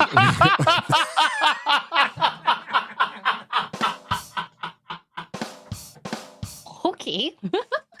Okay. I was going to say dragging around my luggage everywhere across Europe, but that too, okay? That too.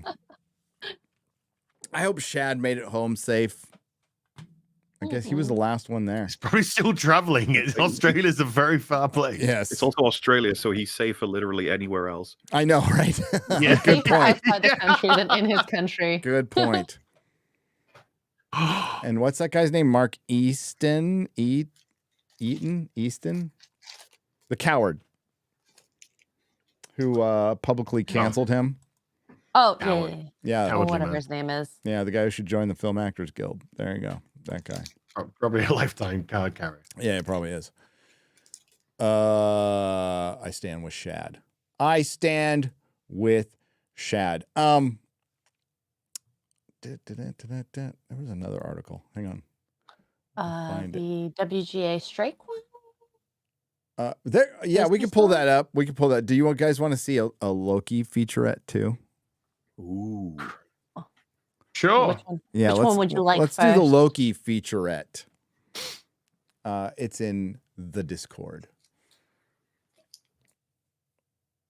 All right. Let's see what this is all about. It's go time, day one. I'm excited to be back. Back in the TVA. Everything is stepped up again. The stakes are huge. Get to see Tom in a suit. A lot of people are going to like that. We introduced this whole new corner to the MCU and these new characters. I've been a fan of the Marvel Universe for a long time. I'm so grateful to be a part of this amazing series. Rest assured, our Loki will be with our Mobius, and they will be dealing with the consequences of this first season.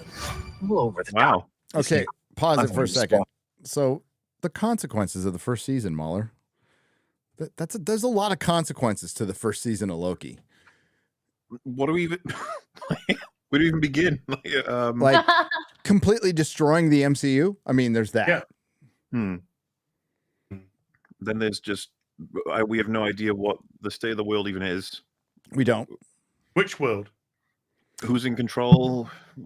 What's happening? Timelines. Don't worry, Loki and Mobius are back. And He's in a suit. He's in a suit. Yeah. The stakes have never been higher. I hope we get body positive Time Cop back. She was my. What did you say? Didn't everybody die? Huh? Well, no, just He Who Remains died when he was killed by the main character of the Loki show, female Loki, Sylvie. Oh, he's back. He's just another one. Yeah, another Kang, that is. Before anyone starts. Another Kang. But the consequence Even Richard E. Grant's back. So we're in a multiversal story where there's nobody's dead. There's things like incursions, and then there's another name for it, which I'm completely forgetting from Doctor Strange. And then there's a bunch of there's a different set of rules for each of the quote unquote multiversal stories, and we have no fucking idea about anything other than the timeline is unraveling and the sacred timeline. Yeah. What sacred timeline? The sacred timeline that was either one single timeline or multiple timelines separated, but in one strand. I don't fucking know. I don't know. You have a timeline, but then some people go off the timeline. They got to be melted off the timeline. The but then they variants. melted Kang, and so now all the timelines are everywhere. Mm-hmm. So there can't be a sacred timeline? No. Because they're everywhere. Honestly, and if it's a sacred timeline, why are there incursions? If Kang was writing it all along, why are there incursions? Because he's writing the incursions. I don't know. He's the only one who could have wrote the incursion. Multiverse. So when they traveled in time in Endgame, that was planned because Kang wrote it. But he didn't write Loki escaping that timeline. But he did. But he did. So he was a variant. And they have to be erased or they work for the time agency, which is outside of time. But it doesn't explain all the other Kangs just magically showing up at the end. If there was one timeline, that means you got rid of them, right? Or maybe not. Or they just pop into existence. Is it a throttled timeline? Is it like a sewage pipe? I don't know. These are things you could explain in some way, but they never really bothered to do that. Oh, God, in Loki. But what they did explain in Loki a lot was how amazing Sylvie was, and that I'm thankful for. Oh, we also found out Loki's bisexual. Oh yeah. That was a very important scene. Really important scene. Best thing in Make Loki. sure to remember, she avoided the TVA because at 6 years old, she invented magic or something. She invented and taught herself magic. Magic. At 6. And survived by hiding out in timelines that were being destroyed or there was about to be a cataclysm of some kind. That's how she hid out. So she grew up in apocalypses. But Kang wrote then. So Kang wrote her into No, he didn't. She was too smart and independent and, again, amazing.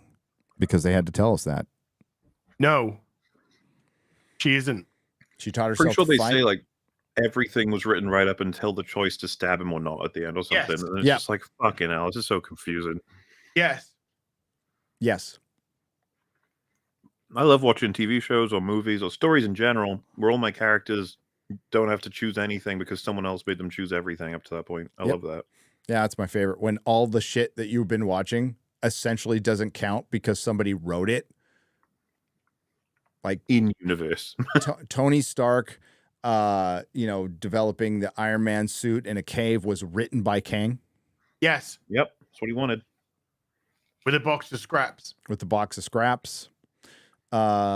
It was written by Kang. Thanos ultimately being defeated, although he had a gem that could rewrite reality But apparently that only works within that universe. And if you go out of that universe, that gem turns into a paperweight. It's like when you give your kid a wand and you're like, this wand makes me run. And then they use it on you and you start running. And then you get bored and you stop and the kid's like, hey. And you're like, your power only works for as long as I care. Yeah. Well, I mean, my power with Loki ran out really quick. I was going to say that's true of the audience. The MCU's power ran out when people stopped caring. Most popular show, Marvel, live action. Loki, right? That was considered the most popular, right? It wasn't. It was statistically the most popular, and it wasn't close. Which kind of showed actually how WandaVision really fell off it. Oh. Dude, that was like us going back so far. There was this idea that like, oh man, we could be okay. We could be fine. I enjoyed the first five episodes. Create some really, interesting, insightful, and downright like, oh, look at this, using 4x3, using all kinds of like different recording techniques and changing the audio and visuals. This is really cool and interesting and inventive and creative. What will they say about the characters? And then by the end of the fucking season, it was just big CGI, dumb lasers flying everywhere. Yep. Loki, the concept of Loki I thought was cool. It's kind of like a Doctor Who. Like this variant of Loki would be going around on adventures fixing time things, which they should have done instead of making it this overarching thing that's supposed to lead into the end of another saga that leads to the Secret Wars, which is the Secret Wars that they're adapting are the shitty ones from the comics. There was a series in the 80s that was very fucking good. And then there's a shitty one that they did that basically fucked the 616 forever, partially by bringing in the Ultimate characters, including Miles Morales. Who's Miles Morales, by the way, just in case you didn't know. And that's what they're adapting. So basically, the rumor is they're going to reboot everything and kind of start with the mutants and Fantastic Four after this, which is probably the only card they're left to play. The problem is, if you want to have this interconnected universe, it really would have been great. Like Spider-Man is a big part of the Fantastic Four, believe it or not. They actually intersect quite a bit. It kind of sucks to not have Spider-Man. And by the way, Disney will never, and I mean ever, have the rights to Spider-Man unless they buy them back outright, which they don't have the fucking money for. And I think that price at one point, I'm going to have to correct me if I'm wrong, chat. I think the value on Spider-Man alone was like $9 billion. Some ridiculous amount, like more than what Star Wars was worth. And that's in today's money. So Star Wars would probably be worth a little more adjusted for inflation, but that was the price I heard. It could be wrong though. So they can't buy, and Sony would have to do that. And all Sony has to do to retain these rights is just make shit. Oh yeah, we have a Kraven movie coming out. I just remembered that. I think the only thing good is the poster. It almost feels like a joke, like a Saturday Night Live skit. Yeah. Like, when they were good. I think it's coming out soon, right? It says 2020. Kraven the Hunter, right? 2024. Yeah. Oh, it's 2024. I thought it was coming out this year. Didn't it get delayed? It got delayed. Okay, it got delayed because it was supposed to come out this year. Oh well. We're not. we in your theater, we saw the poster for it, and it said it was coming out this year. We also saw the Doom poster that said it was coming out this year too. Yes, and we also saw the Marvels poster, which said it was a film.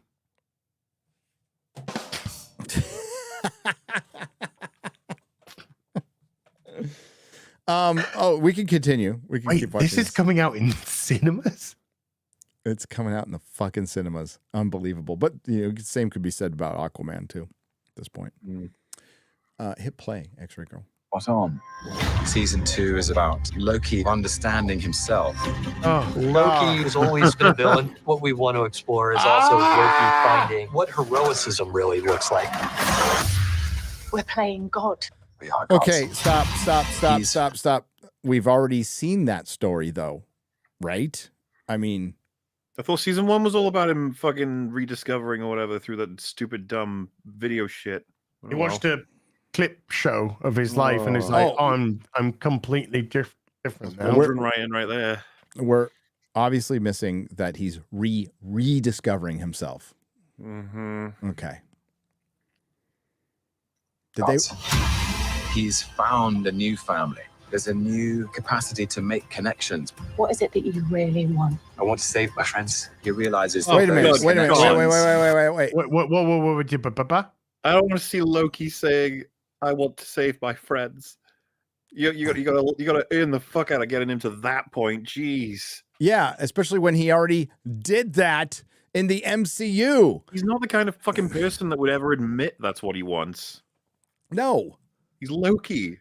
No, he isn't Loki, though, is he? No. He's not Loki. This is Lackey. When Loki helps... this is Larry. Yeah. You remember when Loki helps at the end of Ragnarok? He does it in like an ego way. Yeah. Like, I'm fucking awesome and I'm here to save you because you need my help. That sort of thing. He could have abandoned them, could have backstabbed them, but he decided to do that. But he'll always do it in a way that gets him appreciation, right? Because he's a diva in that way. But what is this? Like, I want to save my friends. It's like, shut up. Sylvie taught him the meaning of being a true man. I like someone in chat says, this is wokey. They're Wokey. They're turning him into a Disney male. Yeah, an effeminate, non-threatening, subservient cuckold. Yes, a Disney male. Yes. Maybe in he's a Disney prince. First episode of season 2, you'll get another videotape to watch. It'll completely change his personality again. Yeah, right. It'll be images of Sylvie kissing him and bending him over and kissing him. Fan art that's sent in. He's like, I'm a different man now. I want to save my friends. I want to save my friends. I've got a family.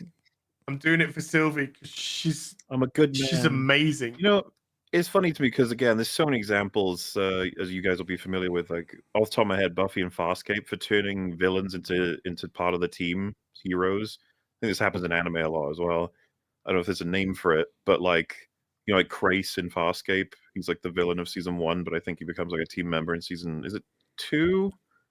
And then he's there for what? Like, he's not trusted, but he has to earn it, sort of thing. And then Scorpius, I think, even joins them at one point. Yep.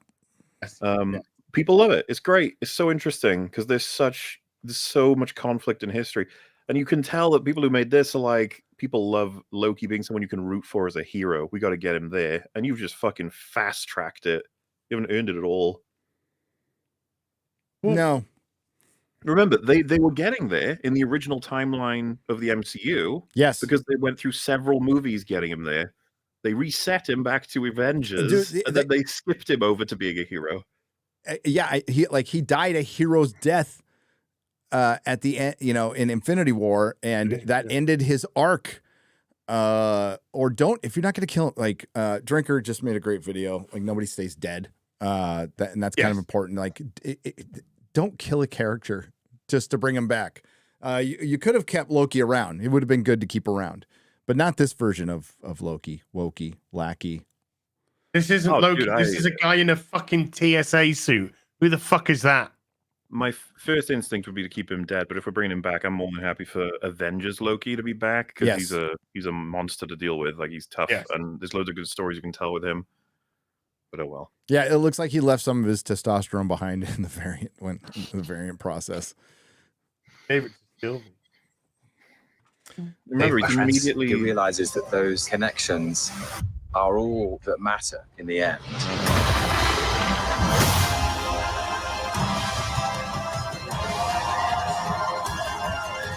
The amazing Loki, everyone! He'll be here all week!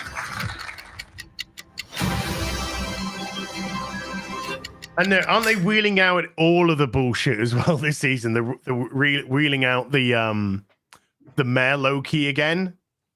He's coming out. Richard E. Grant's coming back out to die again, maybe. I don't know. Best thing in series 1. They're so managed desperate. to they're trying to like draw nostalgia out of a guy who was here for a year. Look at him. It's Richard E. Grant Loki. Love us. And he was better in 5 fucking minutes. Yeah, he was. But hey, they're sponsored by McDonald's for season 2. And I'm not even joking. No, they are. They actually redid a Brooklyn McDonald's to TVA themed and 80s themed. God. I wish they'd do it to suicide theme.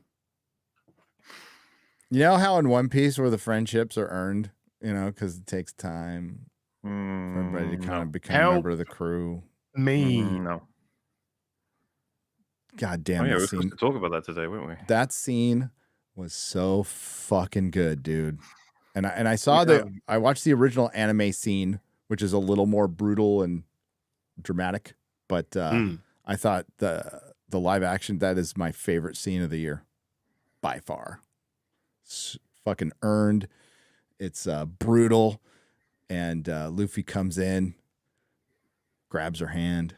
She says, "Help me." Me and Shad were in shock when we heard a woman say "help me" from a man. We're like, "What?" But yeah, I think it wasn't that. I think to me it was more Nami saying "help me." That was the yes. No, and I like the character of Nami. Nami is very good, very good character. You gotta love the way Luffy is, right? Like when she's essentially betrayed them, it's like he's just immediately like, nah, there's more to this, more context. I have to hear it from her if I'm gonna hear it at all. Don't believe it. Pretty sure something else is going on. You always gotta love that sort of stuff. I even liked that they wanted to get a conflict going with Zoro and is it Benji? No. Sanji. Yeah. Sanji. You know, the fact that it's like they're talking about her and her motivations, and Zoro's like, "New guy, you've been here for like 5 minutes, you don't even know her. Shut up." Like, yeah. Yep. when they got the cloud head, he's like, "New guy holds the cloud head." Yep. Yeah. Yeah. New guy. Yeah. Oh, banter like that, I absolutely love. Oh, it's brilliant. I was saying to Gary, I think, right? It reminded me of Angel and Spike. Yeah. Too. Yep. It absolutely did. And Sanji's introduction, like halfway through the show, it was so fucking good with Zev, and I love that father-son stuff and what he said on the way out on the boat. We all wish we could say that to our old man, you know. Well, maybe not all of us, but you know, I wish I could say it to my old man. Like, thanks for putting up with my shit. That was such a fucking good scene. Yeah. So much good dialogue. So much. There's like good, like father-son, like male mentors. There's male mentors in this fucking show, which like just don't exist in Hollywood right now. Yes. And I mean, I have to give, like, Netflix made this, but obviously it was because the creator had power, because they'll bring in the people who created the source material and make him an executive producer, but they don't have any real power. Obviously, this guy had power, and they reshot scenes at his request. So, and they really tried to make this work. And if you, I've been watching some interviews with all the actors. They were, if they weren't familiar with the material, they became familiar with the material. Kind of a simple act. They did homework? They did homework. They trained. They did these very strange things that are unusual. And will Hollywood learn from this? No. When the WGA and when they make their deal, they'll probably get their mandated writer's room, which will guarantee shit. Absolute guarantee shit. And you know, showrunners, they're going to start losing good showrunners because they're not going to want to deal with a mandated writer's room. I've already spoken with a showrunner who turned down a gig because his writing partner was mandated to him by the studio, and they basically gave him a fucking headshots of a diverse team that he could pick. He could not pick, like, well, what about the person I've been writing with for years, who I'm super comfortable with and we've had success in the past? Nope, it's got to be this. So you're mandating creativity, and you're that's the Silicon Valley approach to it, by the way. Commoditizing, and it just doesn't work. And I think Disney Plus is a great example of how it doesn't work. We get to see new versions of how things don't work from Disney Plus. It's pretty incredible how they show us, like, here's a new way to fail. Here's a brand new way to fail. Well done. One Piece is a success that I doubt many will learn from. No, I think it speaks volumes that I think we're all very nervous for season 2, which really shouldn't be the attitude that we have. But it's Netflix and it's current day and it's popular.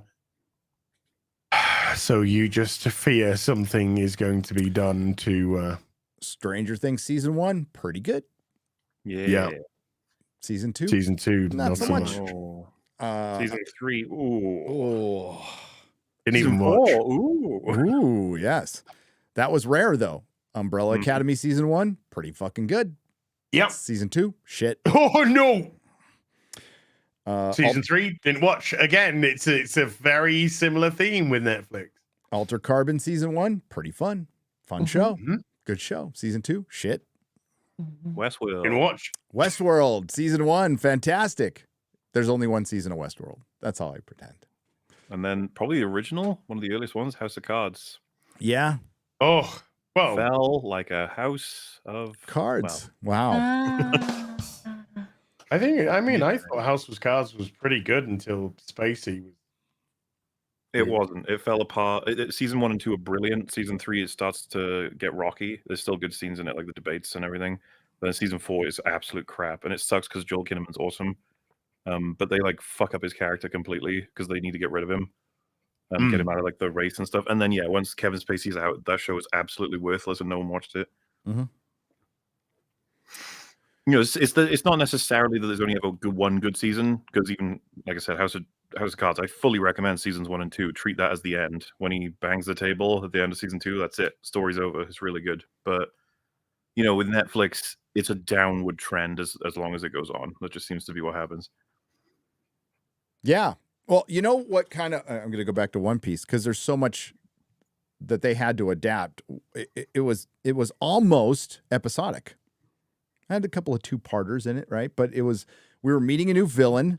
You know, we don't see Arlong till later, right? So they're building up, and it was episodic. It was focused on the characters. Yes, there's an overarching thing of the grand line that we don't even see by the end. But it was character focused, and that's how you succeed. It's pretty simple, not plot focused, which is everything that Disney does, and so much of modern. It's not just Disney; like Netflix has been doing it too. This is the same Netflix, same company made The Witcher season 3. Helps having a likable main character as well. Mm-hmm.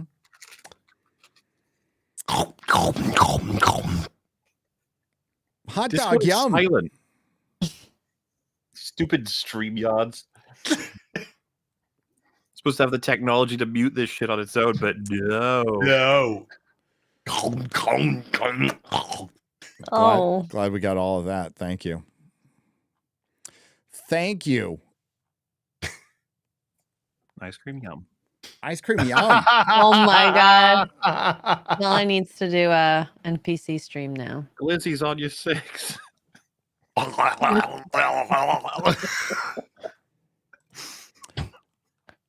That video absolutely killed me. I know.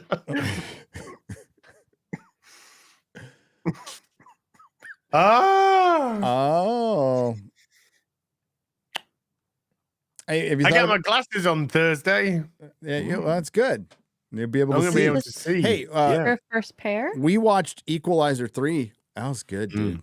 That was a good movie. That was a good movie. Go see it. Is there anything good coming out this month, film-wise? Exorcist, is that going to be good? Probably not. Wow. Saw 10, buddy. Saw 10. Christopher Gore sent me a trailer. For Oh, he sent me. Yeah. film, Let's check it out. which looks. Is share it? Do you want to Looks- share it or? I'll share it if you want. Thank you. Yeah, please. Don't. Thank you. You can share it.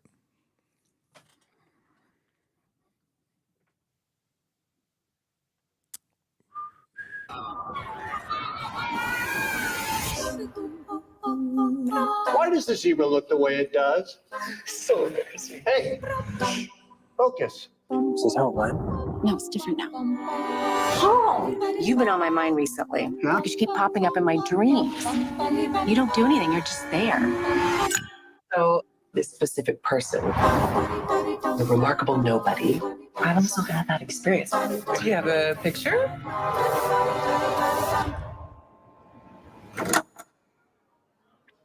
Have you been dreaming about me? Have I been dreaming about you? Yeah. There's like 100 messages. Somebody wants to interview me. This is strange. Maybe you should take a minute and think before you do anything drastic. Why me? I don't know. I'm special, I guess. Music, blah, blah, blah. Who's actually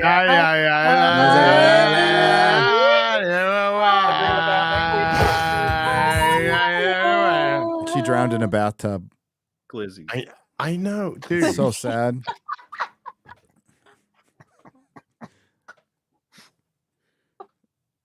What? Did I just break the... No, I don't know. I'm laughing at MauLer. I'm laughing at Gary's like, quick music. She died. Like, holy shit, Gary. That is one way to stop the music. Okay. Definitely. One. Get it away. Let's just turn it down a little bit. There you go. Whoa, is he Edward Scissorhands? I wish I was the one people were dreaming about. Me too. Yeah, no, it's something. How's he dealing with all this? We're not even the type of people that like attention, you know? I think other people are seeing you naked. Maybe thousands. I hope I'm behaving through your dreams. Oh, no, you're not. So I'm finally cool. You hear that, Janet? She's saying I'm a cool dad.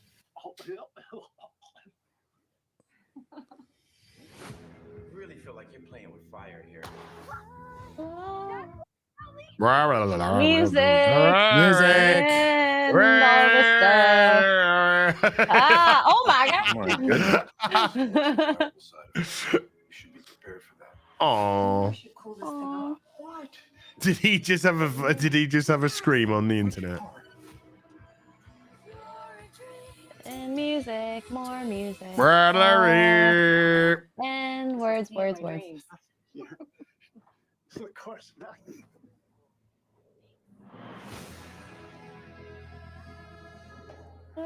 La la la la la la. I think it looks pretty interesting. Looks interesting. Yeah, I mean, I haven't seen that one done before. It's kind of just the idea, I guess. The whole like you just hit up at everyone's dreams. Can you hear that, by the way? It's a fucking helicopter outside or something. Oh my god. Hopefully not. Outside your window? Yeah, maybe they found me. Are you in LA? Who knows? LA. Which dimension are you in? Those damn helicopters are flying over all the time. 3378911 LV 426. Okay. Oh god, you lost me at 3. Dude, yeah, your zip codes or your location codes or whatever the fuck they are over there are confusing as hell. They're like passwords. That's why I use them as passwords. Okay. Oh dang. Password 123. That looks interesting. I like Nick Cage. Yeah, I didn't realize it was Nicolas Cage. He looks till so different. halfway through when I saw the trailer earlier. Bald. I was like, wait a Balding. minute, that's Nicolas Cage. I unapologetically love the Ghost Rider movies. Both of them. Fucking love them. I think they're great. They're ultimate Cage. Good stuff. All right. Well, hey. Let's read some soups. Yeah. Read some soups. Oh, I wasn't ready. Okay, let's not then. Oh, wait. They're claiming Geeks and Gamers says the Marvels has a 130 million budget, one of the lowest in MCU history. Vanity Fair. The Vanity Fair article is just wrong, says Ryan Kinnell, who is responding to Geeks and Gamers. Wow. We got to share this. They said that they'd burnt through like 130 million in 6 weeks.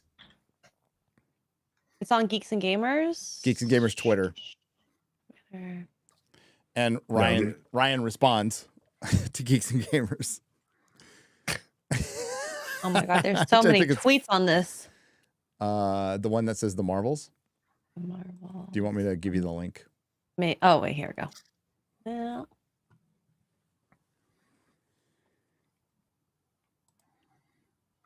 She's the best producer in the world, ladies and gentlemen. It works sometimes.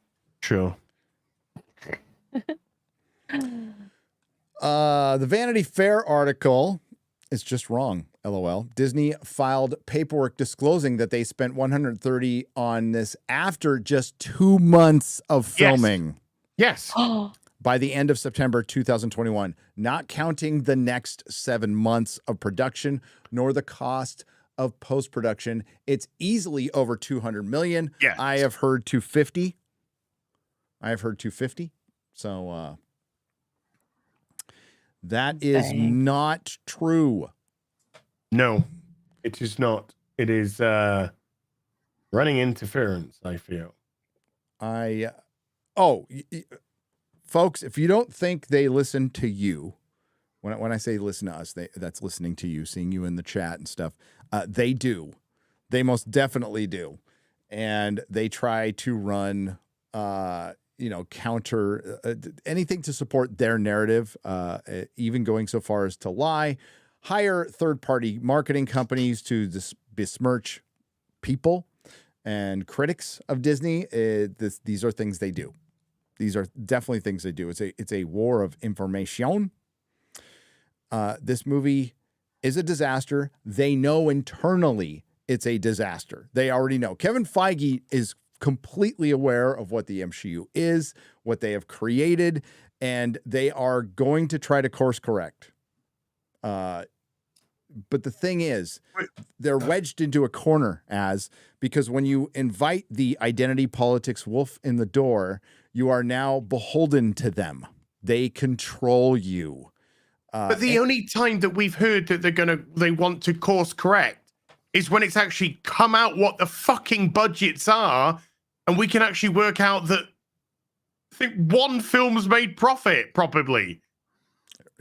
Yes. That's it. And barely. That's the only time they want to go, we're going to course correct. Oh, you fuck off. How many times do we keep saying with Star Wars, this series of Discovery is going to be like Star Trek, like you used to remember? Course correct my fucking ass. It's all just horseshit. Mm-hmm. They don't want to course correct. They've got no intention of course correcting. When I say course correct, they're going to try to do it their way, right? Course correcting will be, hey, we're going to start everything over with a Fantastic Four movie. It's going to take place in the 60s. The Fantastic Four are all going to look like Jack Kirby's Fantastic Four. We're going to cast them accurately. We're going to find the best filmmaker possible, somebody who probably knows a little bit about the source material. That would be the best way to course correct. Their idea of course correcting will be to reboot it. And we're only making 2 of them gay. We're only going to make 2 of them gay instead of all 4. Exactly. That's their idea of course correcting. And because they're trapped, because the Disney culture is poisonous, it's cancer ridden, and they can't get rid of it. You would have to fire fucking most of the company.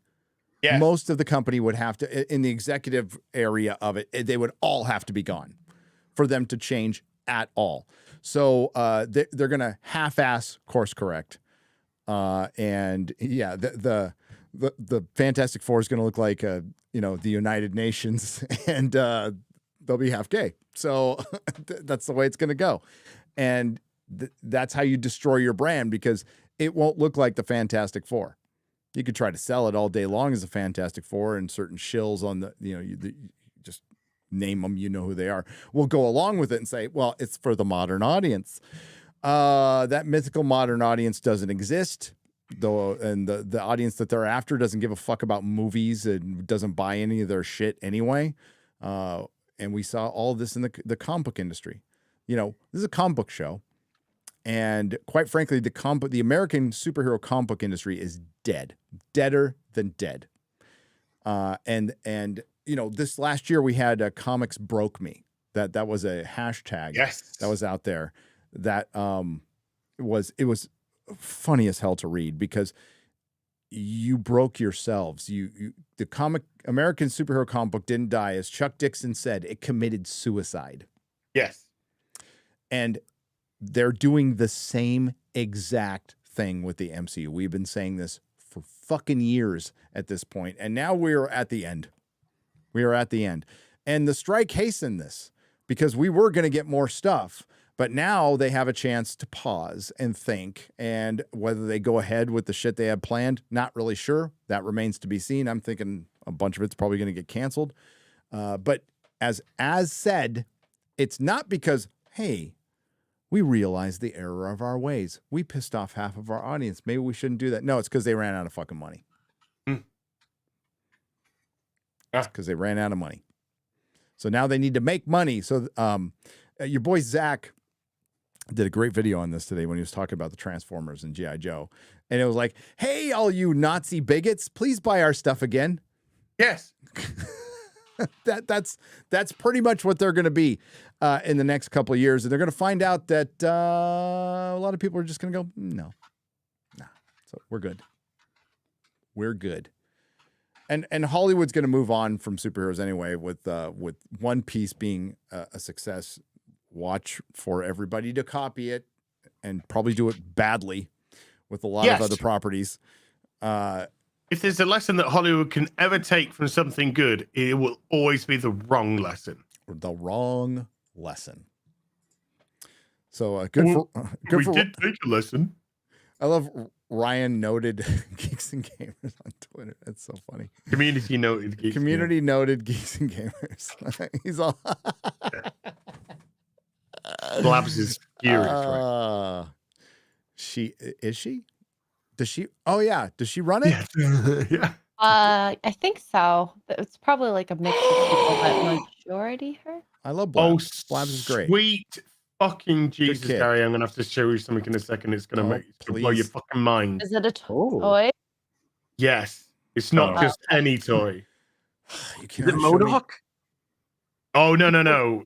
Oh no, we're talking oh my lordy. We're talking Wrath of Khan. Oh no, Khan? No. Do you know who XO6 had just put up for pre-order right now? Who? Savick.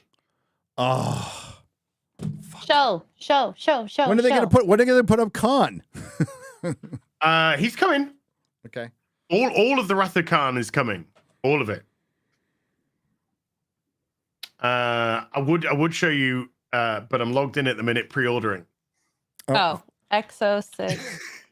I'm not. I already forgot the name. Dude, I am not pre-ordering shit. I'm gonna wait till it comes out and buy it on eBay. Do you want me to order 2 then? Yes, please. No, Okay. don't. No, don't. Oh, don't. Do not. here. Do not. Don't. I think is this it? It changed. Dang it. No, that's retired. I cannot buy this stuff for 2 more months. You guys know why. That's Tom. Oh, here it is. It was the first one. There you go. I'm seeing a spinning thing right now. Oh, I can see it. I can see it. Yeah, Chrome has been weird. Oh, that looks fucking great. Yeah. Oh. And there you see Spock. Yep. Spocks are coming. It's all coming. I'm coming. Her arms move. So by Christmas, I'll be able to get all this stuff. They all do. Oh. And her fingers move too. Oh, that's cool. Hey, MauLer. Yeah. Red. It's red. It's red. It's red. So It's she's red. the evil one. That looks fantastic. I've seen Wrath of Khan, so I know she's not evil. R.I.P. Kirstie Alley, by the way. R.I.P. Kirstie Alley. Yep. Hey, the Frasier's coming back.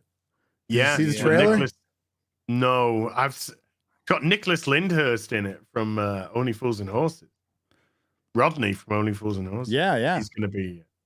I'm going to probably give it a shot because I liked Frasier. I love that show. So. Frasier was it's one of the greatest comedy shows ever made. Yep. I'll probably check it out. Yeah, I can't buy stuff because I'm doing something. I guess I can tell you what I'm doing. Oh, yeah. I know what you're talking about. Yeah. This is the point. I probably should do this in the beginning of the show, but whatever. I can tell people what I'm doing now. We're far enough in the process. I'm writing a book. Been working on coloring book. It's coloring. It's a coloring book. It's a children's book and a coloring book. but no. With math too. And if you pre-order, you get a packet of crayons.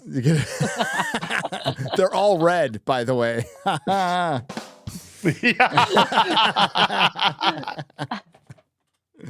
No, I'm writing a book. I'll talk more about it on FNT, but writing a book. So it'll taking the Eric July approach, and when it's completed, it will and ready to go, it will be available to order, but not until then. So I have been putting my own funds up against this. I'm definitely having help because I can't spell. I've been kicked out of 3 high schools, but and we'll tell you on Friday Night Tights what it's about, what's happening with it. But yes, have been in this process, and there's a lot of people I need to thank, and I'll thank them on FNT. There's actually just one guy I need to thank. I'm not going to thank Az or MauLer. They didn't fucking lift a finger to help me. Just kidding. Nothing. I was like, can you give us a hand? No. Fuck these. Yeah, fuck you, dude. Yeah. I got do it plush. yourself, you lazy bastard. Yeah. So yes, there's your tease. I'm writing a book. All right.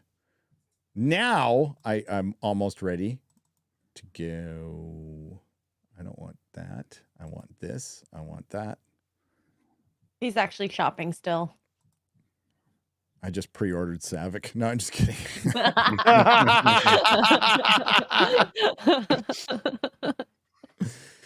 Oh, so Ryan, proper Ryan from the UK, I believe, is that euros or is it pounds? Somewhere in the European area. It's money that's worth more than American money right now. Anyone excited for the next Ahsoka episode? Yeah, neither am I. No. I actually really don't want to watch it at this point. It's so, but I'm making everybody watch it for FNT, so I'm going to watch it, and we will discuss it on FNT. Who's our guest on FNT, by the way? Joel Berry from Babylon B. From the For a Babylon B. second there, I thought you were getting Joel from The Last of Us, and I was like, finally. Yes. You guys are trying to get him free. Who? He's I too know his busy face is golfing. smashed in by a golf club, but hey, Yeah. Somebody should be Joel for Halloween with a big 5-iron hanging out their head. Oh. I could be Abby. I could be Abby for Halloween. I'll just put on. Oh no. Yeah. I won't shave my beard or anything. I don't need to. I'm Abby. Lead Wall for $20 says, any thoughts on the new season of Futurama? Would love to hear your thoughts about the COVID episode. It isn't perfect, but has some surprisingly based moments for something from Hollywood. Did you see the COVID episode, MauLer? Sorry, which? Futurama. Yeah.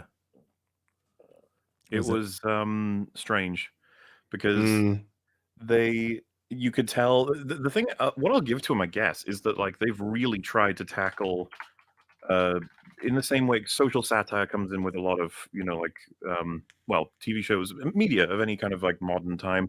South Park have no shame. They'll just fucking tackle it straight head on and tell you exactly what they think in terms of who's stupid, which is typically everyone. They think everybody's fucking retarded and whatever topic has come up and they'll make fun of everybody. With Futurama, they've tried to go for a lot of storylines. Obviously, season 1 premiere, which I still probably would recommend to everyone check out. It's super interesting in terms of they go after streaming services and they talk about like the nature of rebooting and why anybody would do that. And obviously, it's very meta because they've just been rebooted onto a streaming service and what does that mean and where they should go and stuff. They do Bitcoin and sort of stuff to do with like mining with all of that. They do like a Dune parody episode. They do streaming and Amazon combined with deliveries and how that's creating a hellish world where we're all just kind of slipping into it because it's so convenient. Like they do stuff like that. Mm-hmm. And then, they go for a vaccine episode, which they take shots at a lot of sides with it. but the episode itself, like, it's just not that funny. There's not many very strong jokes in it. The Amazon one I thought was a lot funnier, but maybe it's because like it's a lot less controversial to say that Amazon is basically dominating the whole fucking world with their very strong delivery and speed deliveries. Like everyone likes it, and therefore they can get away with a lot, and that's what the episode's about. But the next episode, I haven't seen the rest of them yet, but the next one's called Zap Gets Cancelled. So how much you wonder if that's going to be any good or how they managed to pull it off. But Futurama was obviously, if anyone doesn't know, a really good show in its first run. It got cancelled, came back, and Bender's Big Score is like a special they did, which was really good, I thought. And then the other specials weren't quite as good, but still they're there than the rebooted seasons. I watched them all as they came out, and I was like, these are okay. But we're not getting back to where we were. Then it got cancelled again. Now it's back again, and you can tell. Listening to all of the characters, it's like, man, you guys have aged quite a bit, and the writing isn't quite as strong. I don't think it was ever expected to be as strong as the classics, but not as cringe as a lot of TV shows that are on. Me and Fringy have watched most of it, and we were like, this is okay. There's 1 or 2 episodes we actually thought we would probably recommend. Like I said, Gary, you'd probably enjoy the premiere, the opening episode of the season, because it's all about streaming services destroying everything. My favorite joke, or one of them, is that they're filming this show and they've got to film it faster than it can be watched, even though the viewers are watching it at 2 times speed or something. And so they're filming, and then they have to film the robots performing it in like 10 times speed and then slow it down once it comes out. It's a constant slog. And then the producers come in, they're just robots that burst through the wall, and they say, "We love your show. We're canceling it."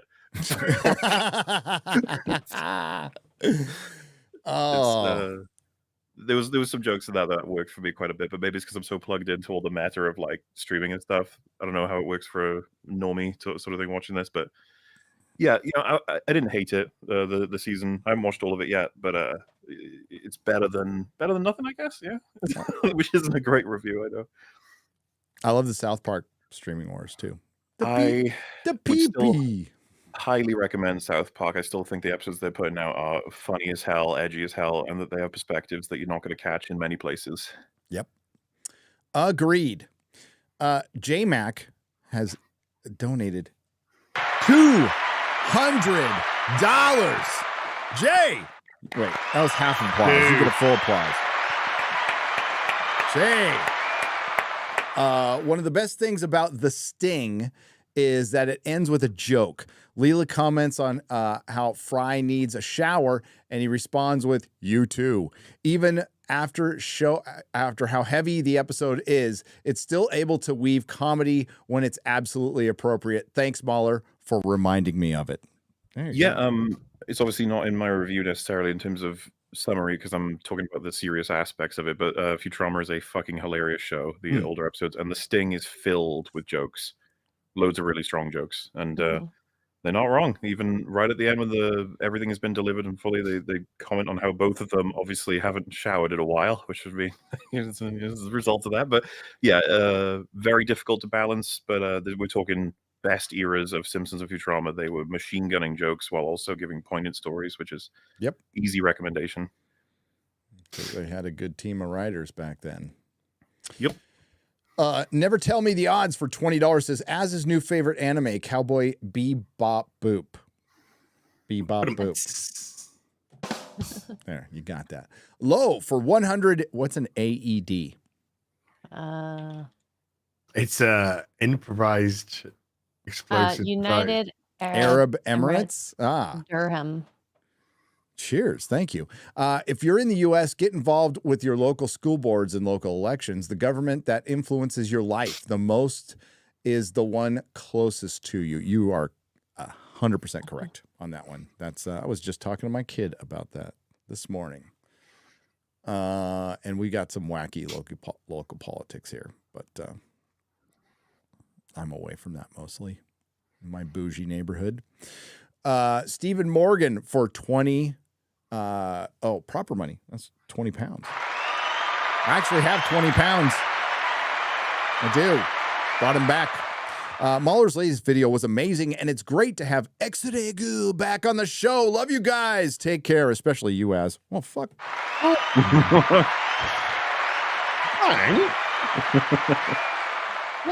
Oh, good. I'm going to take good that now. because he was sick.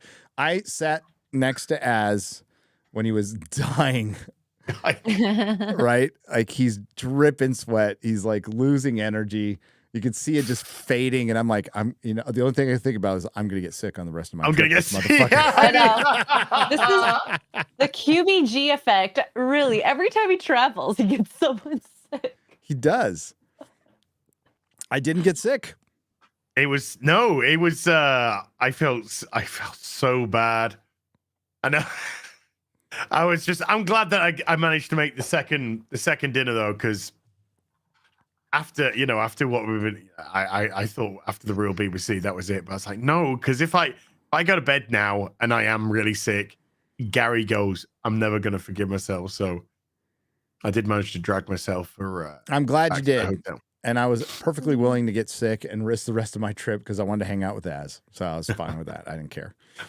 And it worked out. And I went to Paris and I didn't get sick there either. Although I wanted to get sick because fuck, man, that the whole not showering stereotype is true. It's true. It was funky inside the Louvre. We were in the Louvre. There was tons of people. Dude, guy randomly comes by in the freaking Louvre and goes, Nerdrotic. Nice. Like, what? Nice. A staff or just a patron? No, a fellow customer was there. Wasn't there for the meetup. Was in France. Love that. I was like, wow, that is weird. It was weird. It's weird. Coming out of a British tea shop with QBG and having somebody say, "Hi, Az, I've got your hot dog in my backpack. Can you sign it?" What? Just randomly? Just randomly. And then I'm like, I thought I couldn't have heard him correctly. And then he just opens up the backpack and out comes this hot dog. And I'm like, well, yeah, because it could have been, I've got a hot dog in my pants. Will you sign I it? want to know. I got a hot dog and I'm just hoping you can sign it. Sorry? Is this your first fan that you've met? Or have you met? No, I met Gary. fans random? Oh.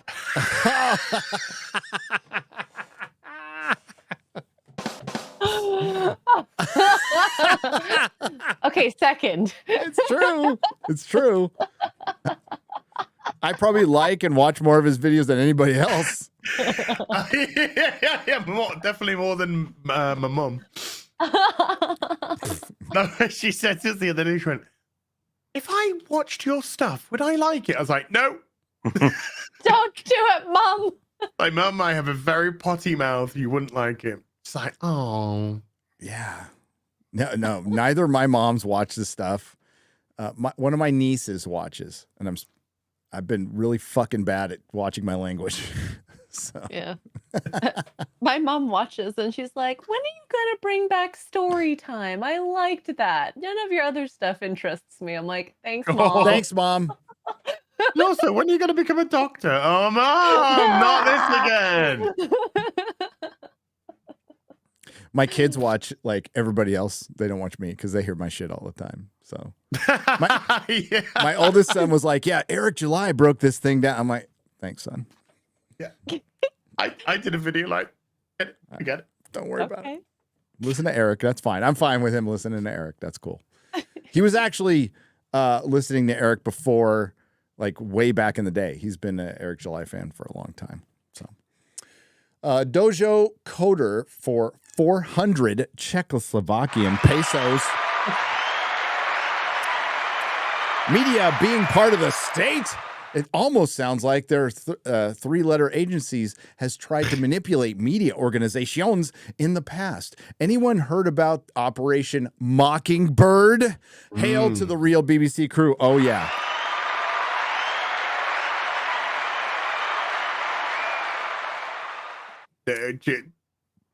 Tell me about my feminist agenda. Mockingbird. Mockingbird. Oh, that's right. Well, Operation Mockingbird, if you don't know, was the CIA infiltrating newspapers back in the day. Still do. They still do. Sorry. Still in effect, still happening. An organization that's really not supposed to work within the United States, but it does. So there you go. Nate, and I'm sure there are members of the CIA, the FBI, all the other alphabet agencies, including the, what is Canada calling it now? The 2 LGBT plus. Oh, two spirit, two spirit, yeah. It's called Justin Trudeau is going to have a very unhappy ending. Yes, Just call it Justin Trudeau now. He is single and ready to mingle. Yeah, I know, and it was at the army the other day. Fidel Castro Jr. Nate the Great for $19.99. I need help. These women keep coming into my life saying shit like, this pussy so good it will change your life. The only thing that pussy changes is the way my room smells. What do I do? That sounds like a question for the Simpcast, to be honest with you, but I'll try to answer. I think they're getting a few friends on Twitter. I think so. I'll just say never put the pussy on a pedestal. Oh, there you go. An oldie, but it's a goodie. There you go. Yeah. Enoch Maman for $50 in 4 parts. $54. I know this keeps getting brought up, but I have a real problem with people who say you just want to hate everything. I hate it because it's obviously bullshit. Take the success of the Barbie movie. It's going to make $1 billion. Are these people happy? No. Why? Because there are people like Az who like it for the unintended message rather than the intended. Instead of being happy that other people like the movie they're angry that people aren't watching the movie correctly. Seems petty. Yeah, all of this is petty, by the way. We should be completely okay with disagreeing on movies. All of us here disagree on stuff constantly. I disagree on stuff with my wife. I think we agree on about 50%, and that's really good for a marriage, by the way. It's unrealistic to have somebody agree with 100% of your takes. Plus, it's weird. It's just weird. That's what happened to fandom. We always would, for one, we were always arguing. Always. In the comic shop, there'd be screaming matches in the comic shop. And it was funny. We'd laugh our asses off when it was over. We'd be screaming like me and Jeremy were yelling at each other on FNT. Dude, I just asked, he's going to do me a favor. Cause I love Jeremy. I love his Velcro shoes and his pre-torn jeans or his man prees that he wears. I love Jeremy for who he is. His kids menu taste. I love Jeremy, but that's what fandom always has been. We give each other shit all the fucking time. That's normal. You know what that means? You're comfortable with somebody. You trust somebody. You can sit there and I can rip Az for like a man titties all day and he doesn't get mad. He just laughs. Because it's fucking I hear funny. it all the time, Gary, and that's why. Uh-huh. Now I just hear pronouns. You're boring! Pronouns with titties? With titties. Then take one piece.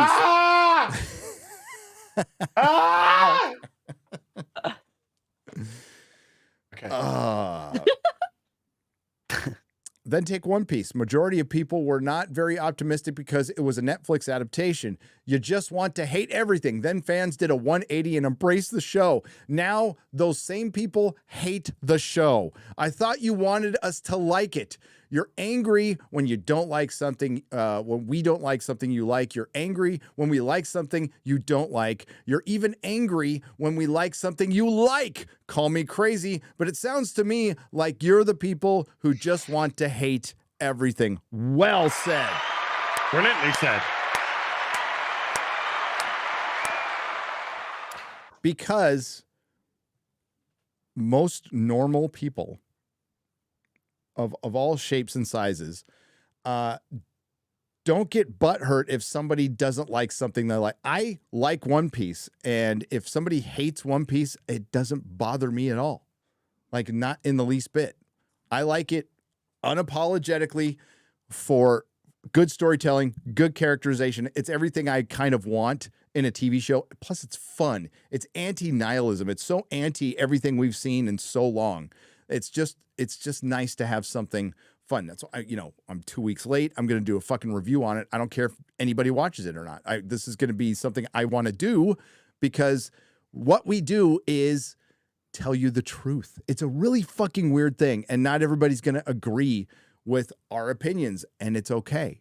The fact that we have to state this constantly, usually that criticism in Nakmaman comes from Disney shills, which I'm starting to think more and more that most of that is not authentic. I know I'm going out on a limb by saying that, but I think most of it's not authentic. I'm just going to come out and say it. And when we're authentic, other content creators have a problem with it. They're the ones who are bitching the most, is other content creators. I would say try to be fucking real with your audience and maybe you'll do better.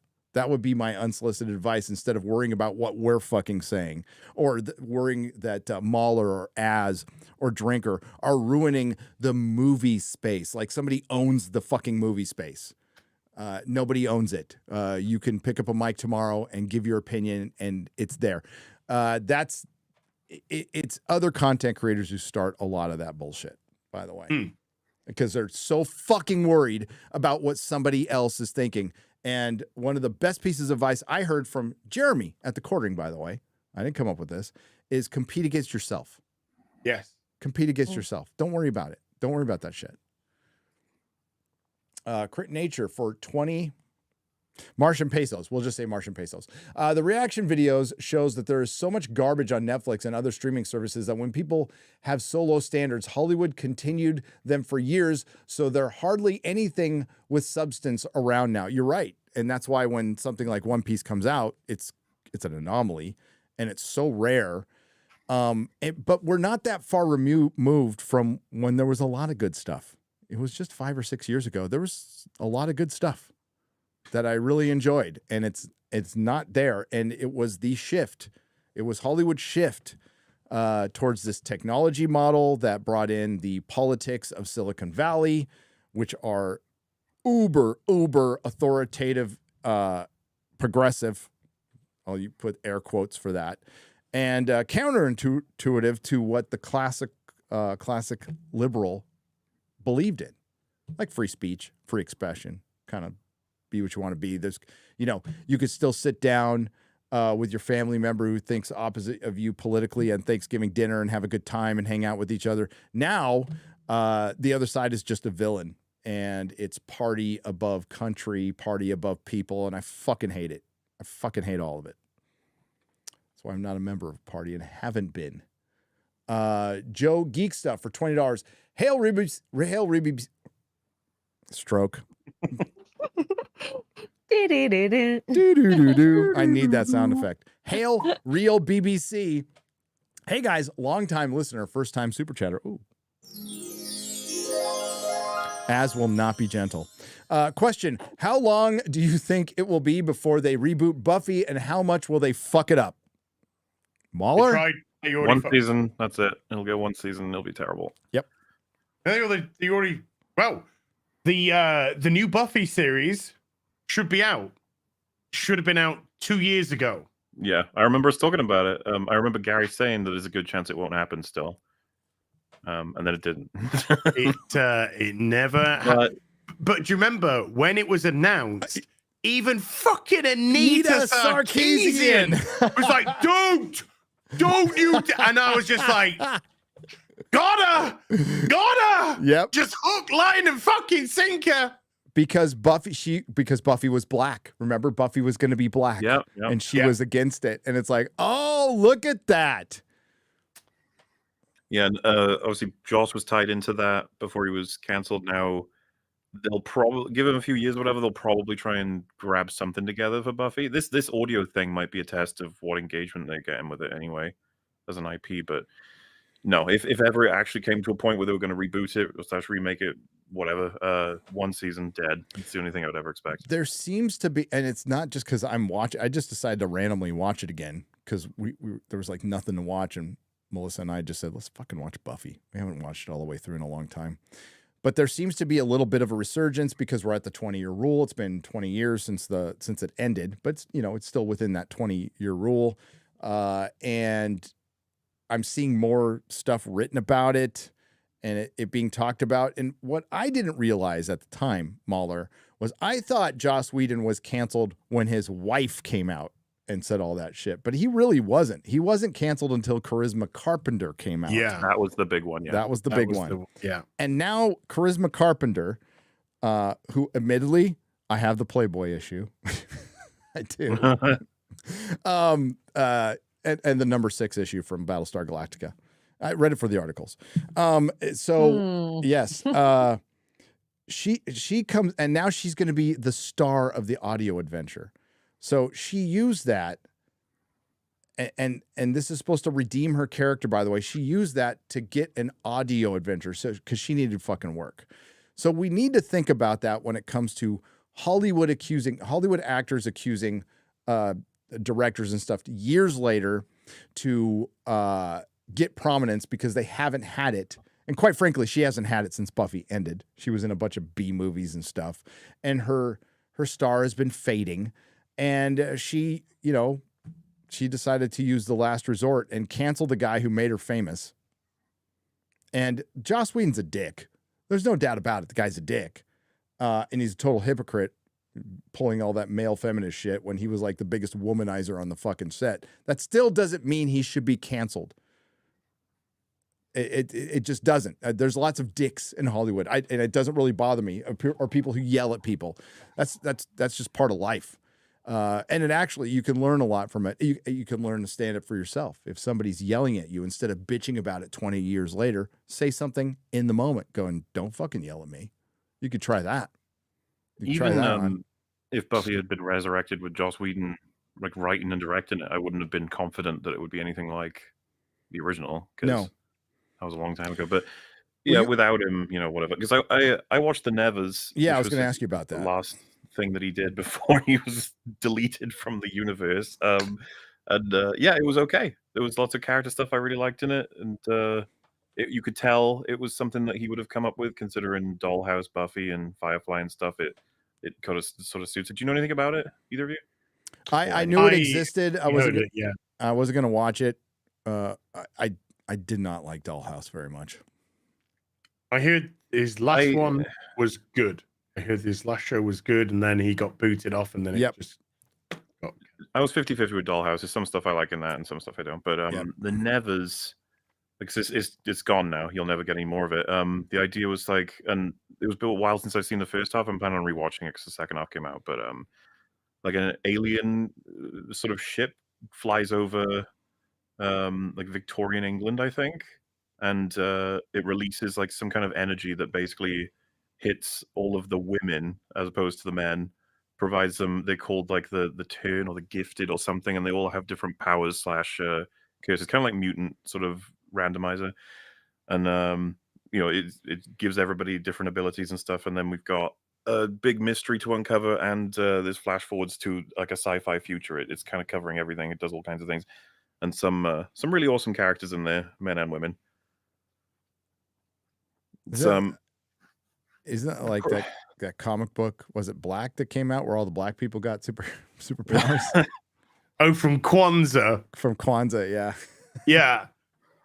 Possibly the worst drawn comic in the history of mankind. MauLer, I heard that premise, and that probably had a lot to do with me not wanting to watch a fucking second of it, to be honest. It's like all the women get the superpowers, huh? No, I know.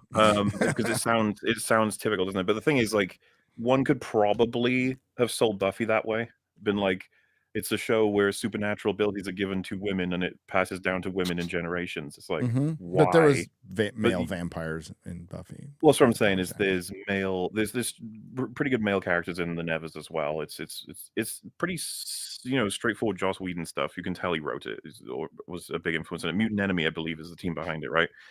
Let me rewatch it, and then I'll tell you if it's worth checking out. Right now, I can't remember enough of it to say. So I'll leave it like that. But the fact is, yeah, he's gone, and you won't see any of his work ever again, which is, potentially a big shame. Who knows? But should that happen as a result of what he did, it's like, well, it's just weird because I don't think that same punishment happens for a lot of the creatives at Hollywood who've done arguably far worse. Like it's they came for him and now he's gone. It's which is not a great process. I don't think any of us like it. The idea that once they decide someone is to be, depersoned, they do it. Yeah. Unmutual. Yep. If we lived in a different reality where Joss Whedon would write it with the returning cast, I'd kind of be interested, but Buffy's gone. It is gone forever. And it's fine. I think we have to just I'm so fucking sick of things being brought back. Yep. New ideas, great. Yeah. Go somewhere else with it. 7 great seasons of Buffy, wonderful show. Leave it. That's it. You don't need to drag them back out again. You can rewatch them. Yeah. Go back and have a little look at them. Because it's funny, you made that joke, right, about like how, hey, we've got these 3 films with Darth Vader in it you can check out. It's like, no, seriously, you can go and rewatch them. They're fun and awesome. Go do that. You can point and go red all you want. Yeah. That's true. And the character that the prequel fans, this is inherently what's wrong with prequels. This is why, it's weird that she did one, but J.K. Rowling came out and said, well, I'm not interested in prequels because they're inherently tragedies. They're not going to end well. And everybody's favorite character, Anakin, his story ended very definitively. You can't bring him back. Will between worlds. Will between worlds. Shut up. Yeah. Obviously, if you had full creative control as to whether or not there's any more Buffy or Angel, it's just like, nah, we're good. No, we're good. There's a lot of it horror, out there. Supernatural show drama about people dealing with vampires and werewolves and all kinds of things. Do it. I'm just gutted we didn't get the Ripper show. Yeah, that would have been cool. That would have been cool. And there's the comics that came out during the series that were good. You can read. There's a ton of books out there if you want to read that. There's a ton of Buffy books. Spike Focus books, Spike and Drusilla books. There's a lot of good stuff out there. That there's a video game, Chaos Bleeds. Can't remember There is indeed. but there is a video game. Or you could just watch it because Angel has the single best finale for a season ever. Ever. I mean, cannot beat it. What? When Thingamajig dies? That's a bit weird. When Thingamajig dies? Who's Thingamajig? No, remember the first season of Angel when the Irish guy, get his name. Oh, Doyle. Doyle, yeah. Doyle, yeah. When Doyle died, and he died in real life. Yeah, drugs. Yeah, Heroin. I believe he was supposed to be coming back for season 4 as a bad guy. They were gonna there's something, but he died before. I think there's a dedicated to Glenn Quinn in one of the episodes of season 4. Yep. Freaking heroin. Mm-hmm. Yeah, well, that's why he was killed in the show. I'm pretty sure he was too unreliable. He wasn't showing up on time, wasn't getting the scenes done, which sucks because he's on screen. He's easily lovable as hell. He's really helpful because season 1 of Angel, the character is probably at its driest.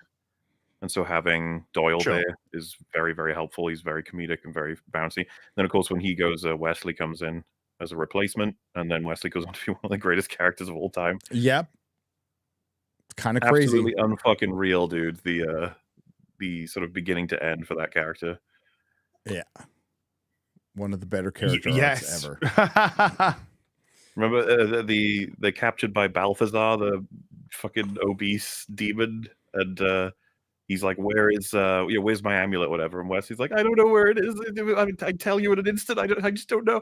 And then you compare that to me and Freeman watching Lineage the other day. It's a season 5 episode of Angel, and he's doing a fucking weapons deal at the beginning. Wesley. They get attacked by cyborg ninjas, and he does a jump through the air while dual wielding pistols and fucks them up.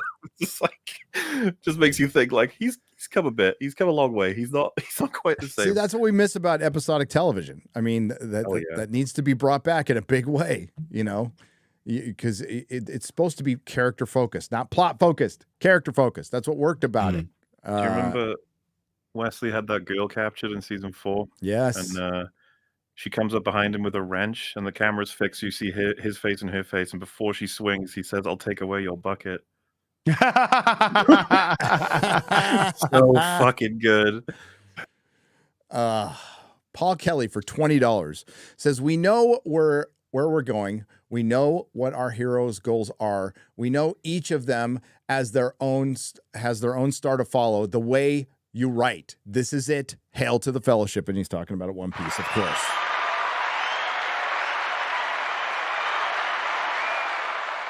And you have this, and I know the character's been around a long time, but like it's reaching a new audience. This is exactly what adaptations are supposed to do, by the way.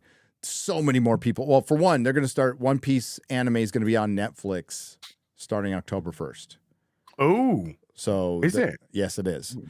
And so many more people are getting into this. I had, thanks to a good viewer out there, I have boxes, plural, boxes full of manga and anime that I've been slowly getting through. I watched Parasite, which was fucking amazing. So fucking good. But now, you know, I've got this. I'm gonna watch it. In Canada, there's 15 seasons coming in October 1st. That's so long away. It's like 11 days. It's too long away. That actually makes my stomach hurt because well, whatever. I've got work to do. The month's not over, and I got so much work to do. But this is going to be a labor of love. I get to go on my home theater after this, hang out with Junior, and because I'm going to make Junior watch it with me. Oh, Junior, and I'm going to be taking my notes and watching. I'm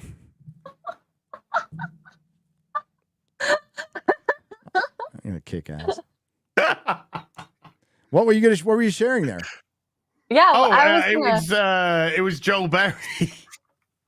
I saw that tweet. Yeah, I don't know if you saw this tweet. Put it up.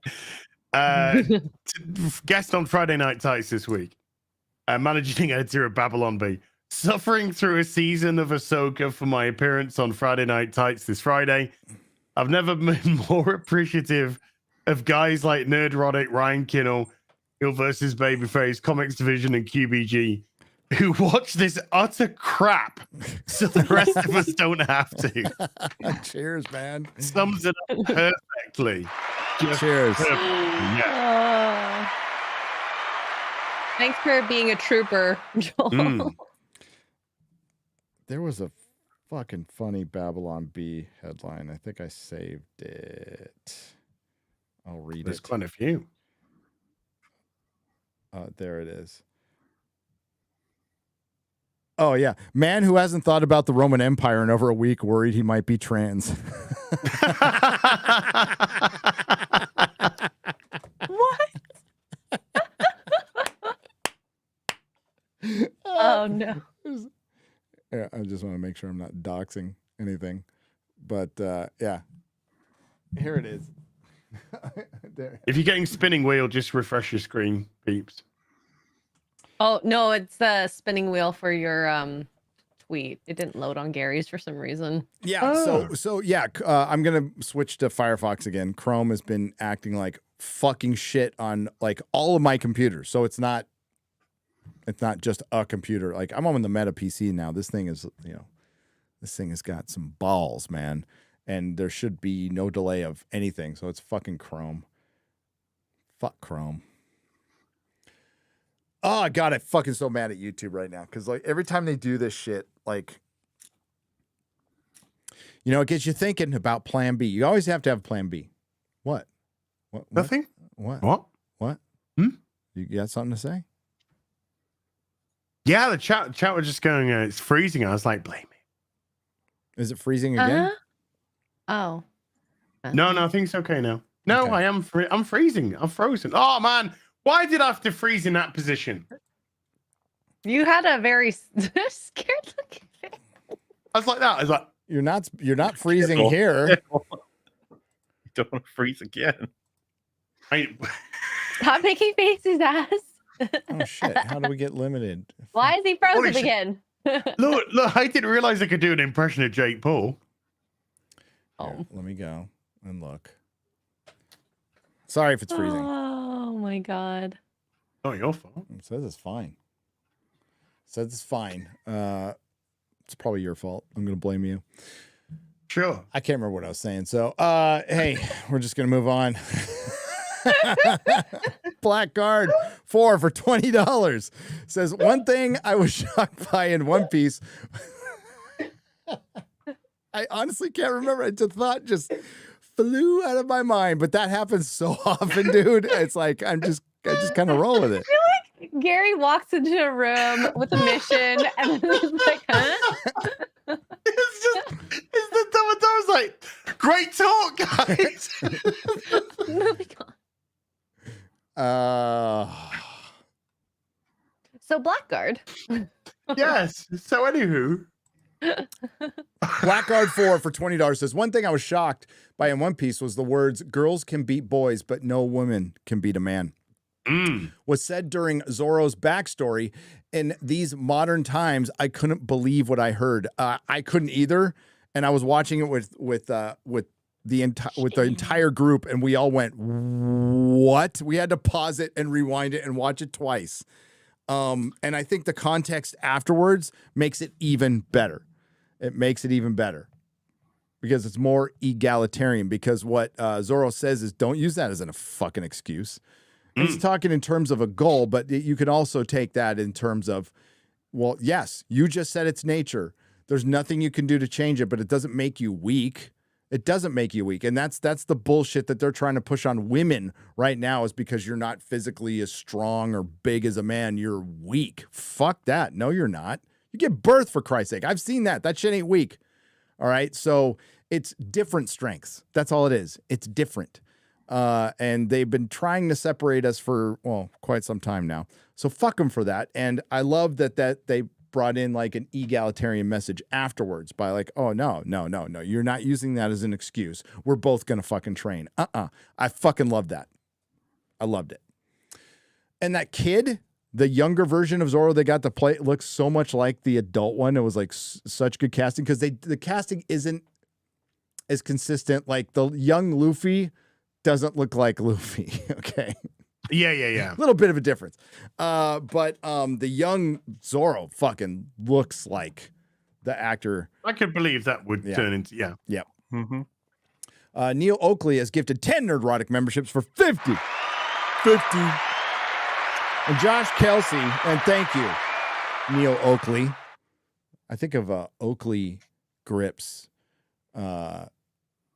Bicycle grips, Oakley 3s. Remember Oakley 3s? Come on, kids, BMXers from the 80s. You know what I'm talking about. You got your red line bike and you got your Oakley grips, your Oakley 3s. No?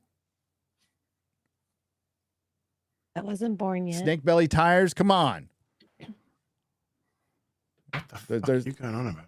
It's called a bicycle, but it's a BMX bike. Bicycle? It's a BMX bike. Come on, help. I want to ride my bicycle. Yep. BMX Bandits. That's right. Does Gary play bass? Yes, I do. Yeah, Oakley made glasses later, but they used to make So only Oakley. Mongoose is good too. Don't get me wrong. Yeah, we used to ride around BMX bikes, dirt bikes everywhere in SoCal. Did you do tricks? Yeah. I also ate cool. shit a lot, but it was good for character. Broke some bones, but we'd we'd dig these giant holes to make a pile of dirt so we can whoop-de-doos. So the whoop-de-doos are little piles of dirt. Now they would naturally be there because Southern California, when I grew up, was constantly under construction. So it kind of looked like the neighborhood in Poltergeist or E.T. That's kind of like the neighborhoods I grew up in. And the whoop-de-doos are piles of dirt, basically, that you just jumped on. Like a speed bump. But if we didn't have one, we make our own. We make our own jumps and ramps and stuff. Yeah. And yeah. That's kind of cool. It's fucking really cool. It's fun. Josh Kelsey for $19.99 just drops that and leaves. You the man. Josh. GRS for $20. Is it just me? Or is it insane that movies can cost up to $500 million? No, it's fucking insane. I feel like the era of blockbuster movies costing $100 million wasn't that long ago. This smells like fraud or embezzlement to me. It came with, basically, it just turned into a giant pissing match. And when there was a lot of money in Hollywood, they're like, well, we spent 200 million, 150 million. That was like a bragging point. Then they realized the money wasn't really there. It's a giant shell game. A lot of the money wasn't ever there. They weren't making a profit. They were diverting funds into other departments to make it look like the company overall is making a profit. Like Disney made all their money off the parks, right? But it turns out they haven't made a fucking penny on Disney Plus. And they sold their investors on, oh, this is the future. This is it. This is what we're going to be just like Netflix. By the way, Netflix stock trading at $400 something. Disney stock, 80. Paramount stock, $15. What is it now? Yeah, it's not a lot. Not a lot. It's not a lot. Comparative. So it became a pissing match, and that's why I used the term many years ago, too big to succeed. Because you have to now, because of the mandates from COVID and unions mandating how many workers you can have there and how long they can work and how you have to, you have to build your set a certain way. There's so many rules you have to follow that cost them hundreds of millions of dollars. Now they're pricing themselves right out, and it's going to be a lot cheaper to go to South Korea, who are making a lot of good entertainment right now, and just buy it. And and Hollywood is breaking up. It is. Silicon Valley took over Hollywood. They just don't know it yet. They just don't know it yet. Or they. By the way, interesting quote I've just been made aware of from Taika Waititi apparently, in regards to Sean Levy's upcoming Star Wars film. Quote: "Unlike me, let's hope he can finish his Star Wars movie." I mean, yeah, he's yeah. I mean, that came out a couple of days ago that it looks like his was in jeopardy. It's just fascinating because someone's like collected it, and I know you guys have talked about it before, but there is now like around 12% likelihood of being able to finish a Star Wars movie if you get confirmed to make one. 12%.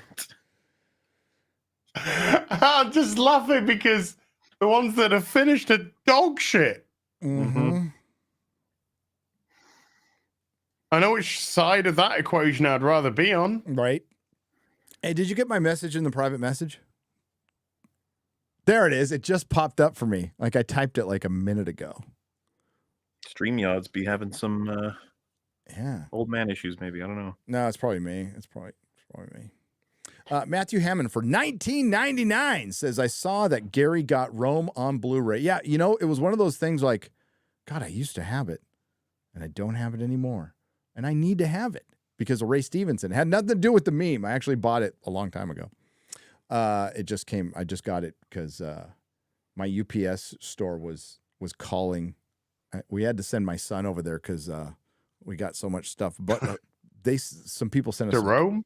Wow. So so Rome was one of the things I bought. But a lot of the stuff was people who sent us stuff. I got to show that off because like somebody sent me a stack of comics that are awesome and. And jalapeno jelly. Somebody sent me jalapeno Wait, what? Jelly. Jalapeno jelly is fucking fantastic, by the way. That sounds fantastic. Jalapeno jelly. No, you have it on a little cracker with What'd you just call me? Your cracker. No, peckerwood. I called you a peckerwood. Cheese? Cream cheese, like Philadelphia cream cheese, and then a little or a lot of jalapeno jelly. So fucking good. So fucking good. So I saw Gary got Rome on Blu-ray. That's one of John Milius's great achievements. I tagged Amanda Milius in the reply to it. Could X-Ray Girl get her on Wednesday Nooner with Chris Gore? Yes. Maybe Chris Gore knows her. I don't know. He knows everybody. But hell yeah, John Milius is a fucking legend. Fucking legend. Hell yeah. I can't wait to watch Rome again. I mean, I could watch it whenever I want on HBO, but I'd just rather own it on physical media.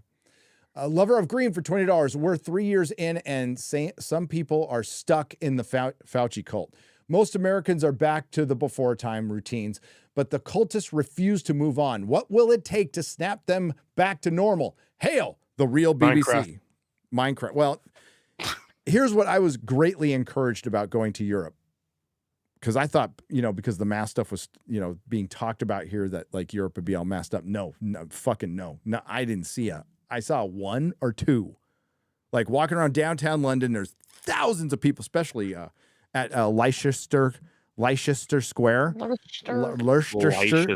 Worcestershire. Holy fuck, was there a lot of people out in the middle of the night. That was crazy. Nobody's wearing a mask. Nobody. Yeah. I don't think I saw a single person wear a mask. Props for that. So the only time you see people wearing a mask in London is when they're breaking in somewhere. With their butter knives. Same here. I think the mask wearers are people, just organized shoplifters. No, I think what the government overplayed its hand and people are done. People are largely done. They tried to, it was just a couple weeks ago, they were talking about a variant. I'm not hearing the talk anymore. Like Melissa went to the store and saw some guy like buying up a bunch of masks. She's like, I can't believe it's fucking starting again. I'm like, I can't believe that people will fall, like most people will fall for that shit. There's always going to be a certain percentage who do. I mean, 81 million votes. 81. That's the most votes of any president in fucking history. Sounds legit. Sounds totally legit. Uncle Pickle for $20 says, thanks for talking up One Piece. One of the most fun shows I've seen in a while. Hail the Fellowship and Silverbacks. Hail to you. I can't wait to fucking review it. I cannot wait. I'm going to start today. By the way, little change in policy here at Nerdrotic. I'm going to make all my videos in a hotel, preferably in a different state. Preferably in a different state. Because apparently this studio that I've spent a year and a half building was a giant fucking waste of time. Could be worse. It could be a studio called Disney. Oh my God. Whose room was I in? Was I in Shad's? Shad, I think I was in Shad's room at the Airbnb where I recorded my last video because he had already left. So it was either Shad or Krigler. If it was adjacent, right next to your room, then yeah. It was Shad's room. Okay. Shad's room. Maybe people just liking the change of environment. Because I've been told, look at all these child toys. Oh, did you see those? Did you see the somebody made puppets of us. Somebody hated us so much they made puppets of us. Like physical puppets, not just AI. Yes. Oh my God, some like voodoo, like. And the shelf says like children's toys. Children's toys. I'm like, bitch, that there costs more than your fucking house. Yeah, you know what it says? You know what it says on every fucking Hot Toys box? This is not a children's toy. Not for toys, yeah. It's not a children's toy. But yeah, it's not like we haven't heard that since the beginning. No shame to our game. Don't give a fuck. Fucking no, it's funny though that geeks, nerds. Yes. I don't even have to go on. No, you don't. Are you saying they're fucking posers? Yes. Yes. Yes. Yes, that is exactly what I'm saying. I was saying that they were never in it because they love this. It's all the pose to be in on. That's it. A tourist, a fraud, a poser will always out themselves. Yeah. Diego Salazar for 200 Argentinian pesos. Hail, Diego. How long the media links this Roman Empire thing with white supremacy, reminding us about Italy and Germany in the 1930s? I guess. Sargon is rolling with it, like doing like little bits of Roman history, and I fucking think it's great. I think all of it's great. And I mean, honestly, I do think about the Roman Empire. It was like weekly for sure, but that's because I'm in the ancient civilizations and stuff. What is this as? Okay. It might not load for the viewers. What does it say? Share the load. There's a tweet from somebody saying happy birthday at Pink to Pink for a birthday. And they've attached a picture, and it's Eddie Izzard. It's Eddie Izzard. It's still spinning. What the fuck? And so Pink actually replied to that tweet saying, "Thank you so much. I just showed my 12-year-old daughter your post. I explained to her that I've never met you. I don't know you, and I have no idea why you would go out of your way to be hateful. It was a good lesson in ignorance. Thank you. I still don't know you. Congrats. You're no one." We can't see it. It's just spinning. Oh, that's so sad. It's so good. Oh, there it is. There it is. Don't get rid of it. There it is. Okay. Okay, for one, you know what? If Pink, a normal response to this would be, I'm going to tell my kids this was me. Yes, Just exactly. fucking laugh at it. Exactly. She said, I don't know you like 3 times. Yes.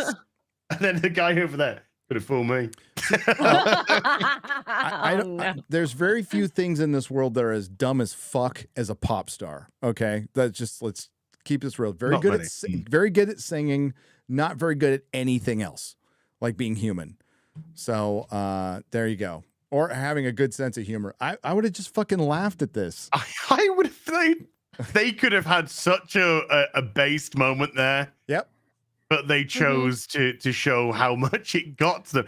By the way, she's also displaying incredible ignorance, because this is what Twitter does when it's a celebrity's birthday. They go happy birthday at the person and then just put images of different people. Yeah. Like Ryan Reynolds with his wife. They do it all the time. Dude, It's listen, if anything, endearing. So they also do it with celebrity deaths. But yes.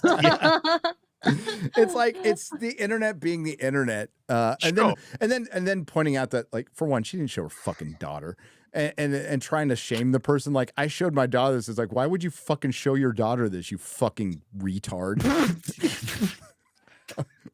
Here. Hey, Nerdrotic Jr., check out this meme of me being a Nazi. Like, I'm not gonna show my kid that. Would it be funny though if Pink's daughter, if she showed her that and her daughter just laughed at her? Her daughter's like, I posted that, Mom. Yeah. Oh, no. She starts calling her Eddie from there. All right, Eddie. The world needs to collectively pull its stick out of its ass. It's yes. Comedy is illegal. Comedy is illegal. By the way, who posted that? Glove. That was Quantum Cat 76. Legend. Well done. I'm gonna give it a read. Well done. That was a funny one. I will too. Okay. The OG person was Glub. So I have a square up coming Thursday at noon. We'll get the rest then. We are at the 3-hour plus mark. There's one more, if that's. Yeah, I said. I guess it's not loading, is it? I got OK Jane for. Okay, yeah, perfect. For $50. 50. Something that didn't translate well in the LA live action, by the way. It was explicitly mentioned in Zorro's past that he was 2-sword Zorro. Now he wields his 3-sword style because of his promise to how do you pronounce that name? Kuina? Kuina. By carrying her sword, he carries her dream along with his. Oh, that's so sweet. Well, so the weird thing is, I'm not familiar with One Piece whatsoever, and I knew all of what he just said. Yeah, I figured. Yeah. Well, I'm going to go further than saying I inferred it. It's in the show. It's he uses 2, and then she has the 1. He has black, she has white. He says, "I want to carry a sword." The guy is like, "Why should I let you carry a sword?" And he says, "Because we promised each other that we become the best swordsman of all time, and so I'm going to continue that." And then, of course, it's very deliberate to have his swords break against Mihawk and not hers, because you can't really replace her sword. You can replace his. It'll still be his swords. So, like, it's the way I see it is, he's going to become the best swordsman. He's going to do it with the 3 swords, I assume. But I got all that from the show. I didn't miss that. Yeah, I think what happened, like in the anime, they go into it, I guess, in far more detail. But as somebody who came like with MauLer, who came in cold, I'm right there with you, MauLer. I caught every bit of it. I did on the first watch. I think they were so good with their time on this one. They didn't waste a fucking second. There isn't any fucking filler in this show. If anything, I think, you know, this with all good products, I wish there was a little more. I wish there was a little more. Az, what did you think of One Piece? All right. Thought it was all right? I enjoyed it. I enjoyed it. After I watched the first episode, we watched the first episode together, Gary. Yes, we did. And then the next time I sat down, I just watched the whole thing. I watched you know, I wanted to. I think I only took a half-hour break to get something to eat after episode 6. Dang. I think I went downstairs to get something to eat, and then came back up and finished 7 and 8. But yeah, it was really good. It's one of those rare kind of occurrences where I was hoping, you know, could do with more than 8. It could have done with you know, 10, 12 in this season to sort of to flesh out, because I felt there's a couple of things that I felt they skipped over pretty quickly, like with the girl who died. So that her sword, you know, the sword became free, and then I'm just like, I wish there was more, you know, than she was, you know, how, when, in what context, you know. So there's things that wouldn't have mind getting fleshed out a bit more. I imagine that obviously they do that in the anime and the manga and whatnot. I would imagine. But yeah, I thoroughly enjoyed it, and I thought it's just such a great cast all round. Yeah. From the villains to the heroes to even just ancillary characters, I thought it was really well done. So yeah, it's one of those unfortunate things. Like now I've got to wait. Now I've got to wait 2 years more. Easily because of the strike. It's too bad. It's too bad.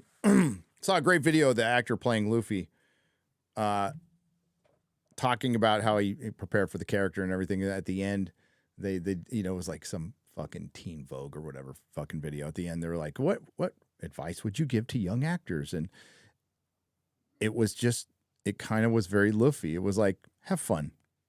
You have a great job. Acting is a great job. Enjoy it. I'm like, wow, we need to hear a lot more of that. I think what most people get pissed about from Hollywood is the ingratitude. So to hear a little gratitude. Rachel Zegler. Yeah. Yeah. Like opposite of Rachel Correct. Zegler. So he just, there was no fucking politics or anything. He's just like, just enjoy it. It's tons of fun. You know? Yeah. You're lucky to have a job. He prepared for going. You would think he prepared for going to on set every day. He played like the John Cena theme to get ready for each day. So you know, it's cool. It's cool to hear that. We need to hear so much more of that than the bullshit we fucking hear. All right, so we're gonna wrap it up there. Thanks everyone. We had a huge fucking crowd today. Thank you. Yeah. Sorry I wasn't in the room with Az. I'll be back there someday. Maybe he'll come. Maybe he'll join me here. Sit right here. That would be all right. That'd be all right. Really cool. That would be real cool. Yep. That's Mr. Porkchop. That's what he looks like. He's all, hi. Yeah. Oh my God. Hi. Mr. Porkchop is cool beans. We got to hang out with him at Clarkson's farm. That was yeah. Oh my God, Clarkson's farm was so rad. Oh. I'm happy he drove out, and then we voluntold him to stay with us for the rest of the day. He hung out. Well, I was going to show that book that me and Shad were fighting over. So the book, real quick, it's medieval architecture. It was published we were fighting over this book. It was published in 1858. I got it for 50 pounds, dude. So it's all this rad, the plates. They transferred the plates to basically like pen and ink, beautiful pictures of medieval architecture. That was published in 1858. Like shit was just old in that bookstore. It was so rad. Shad found something kind of cooler, but I ended up winning that book. So what do you got coming up, Az? stuff and things. Okay. Wow. Whoa. Wow. Yeah. He's Go watch frozen. MauLer's new video. Yeah. Go watch. Yeah. Go watch MauLer's new video if you haven't. It's really, really good. He does absolutely expose the. I don't even know what to even call this fucking Disney Star Wars shite.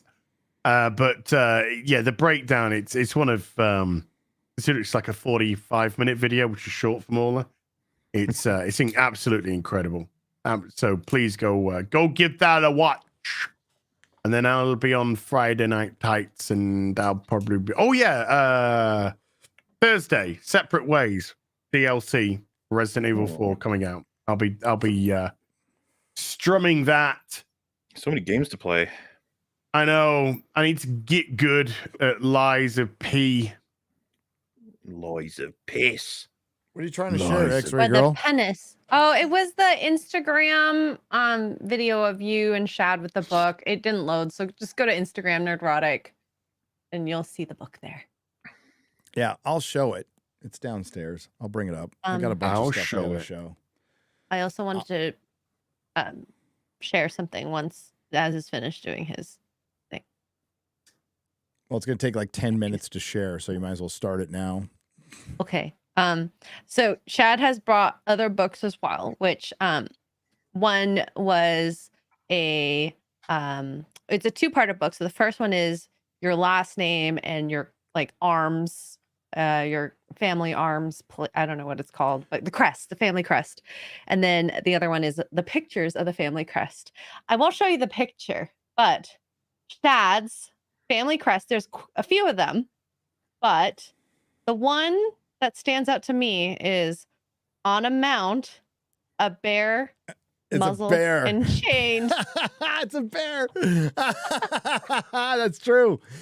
So there's two books, Sorry, Shad. and one is the family crest, and one like you connect the name, so it's the list of names, and this was also published in the 1800s. So these are crests to individuals that you haven't seen. He talked about possibly scanning them, which I think he should, because I don't think that book is anywhere anymore. I think that book is priceless, and he got it for like under 100 pounds. I think it was like 70 Which is pounds. amazing. It's Yeah. so it's really cool. The old guy in that bookstore was putting up with our loud American Australian shit, and he couldn't have been more of a gentleman. He was so fucking cool.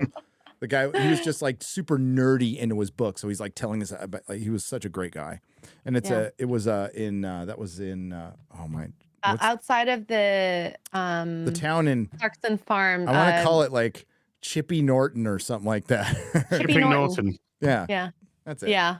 And That's it's pretty cheap. Like these books should cost hundreds and hundreds of dollars, and you get them It's for leather bound. So Yeah, I have many leather-bound books. My Mhm. apartment smells of rich mahogany. MauLer, you just released Mine smells of plastic. Yes. Well, that's what mine smells of old comic books and toys. Yeah. MauLer, great video. It's on trending. Really proud of you. What else? What else you gonna do? Like, we need more videos now. You've spoiled us. What's coming out next week? There are people who are like, "Well, you should make more like this." It's like, you don't understand. I made this because I had a lot of things to say. I don't just want to make stuff for the sake of making stuff. You know, it's like it's complicated. MauLer could not contain himself. He was like, "I want to talk about this. Can we talk about it?" Oh. I love It's it. 'cause, like, I was just so flattened by the fact that nobody fucking says anything. Nobody. The whole episode is character study. There's nothing in it. It's insane. What a waste. Yep. Had everything. They were all there. You think Hayden Christensen's going to push back on having more character? Like, of course not. Insane. And yeah, the thing that I like about the video myself is that I get to gush about Futurama and Buffy for a while. Yep. And you know, it's funny. On the premiere, there were people being like, "You said this was a Star Wars video. Get to the point," you know, stuff like that. But post premiere, Oof. Okay. post premiere, I've had people say like, "Why couldn't you have just talked about Futurama or Buffy forever?" Yep. And we will do a Buffy live stream. We will do it someday. And oh shit. Hang on. It broke. You can still hear me. Fucking StreamYards. Hang on. Hi, everybody. We're waiting to go back in. It's going to take a minute. Now Something went wrong. It just stopped. It just stopped. It just stopped. But I was able to talk welcome everybody back. through it. I was able to talk everybody through it, but they saw it. It just broke. Fuck it. I'm going to do this on Firefox from now on. Fuck Chrome. All right. All right. Let's get the hell out of here while we still can. MauLer, great video. You're on trending. You're awesome. Love you, man. Thank you both. Thank everyone for the compliments for the video. It's motivating as well. It is super motivating, isn't it? X-Ray Girl, what you got coming up? You can find me on my channel. I don't usually talk about like the pop culture stuff, but I do watch Doctor Who with Zia and gush about that on Mondays at 6 p.m. And I do game as well. So you can find me. I'll join you for one of those. Yeah. Yeah. The good episode. I was told that the next one is going to be a good one because we're doing Girl in the Fireplace, Rise of the Cyberman, and Age of Steel. You guys can totally come on over if you want. I'll just drop the link in the BBC Did you hear that, chat. Az? Girl in the Fireplace. That's one of the greatest episodes. Yep. Oh, really? Is that on your top 10? Oh, easy. Yes, Yeah, it's in my, yes. in my top. Did we get to Girl in the Fireplace? I don't think so. No. You did top 5 or 6 to 10. Oh shit! Yeah. Oh shit! Yeah. No, I mean, I don't know. Remind me not to throw away this book, by the way, because that's where my top 5 is. I just pulled up Yeah. my notepad for it. Still got it. It's like, Yeah. yep. Okay. Around the yeah. Doctor Who 60th anniversary. That's when we're going to do that. So, all right. We're going to get out of here while we can. Thanks, everybody. Thanks to the Nerdrotics. Thanks to everyone who left super chat and donation. You help keep the lights on. There will be a square up around noon on Thursday on Nerdrotic Live. So look for it then. In the meantime, have a great day. Yeah. Ciao. Bye. Bye, bro. We done.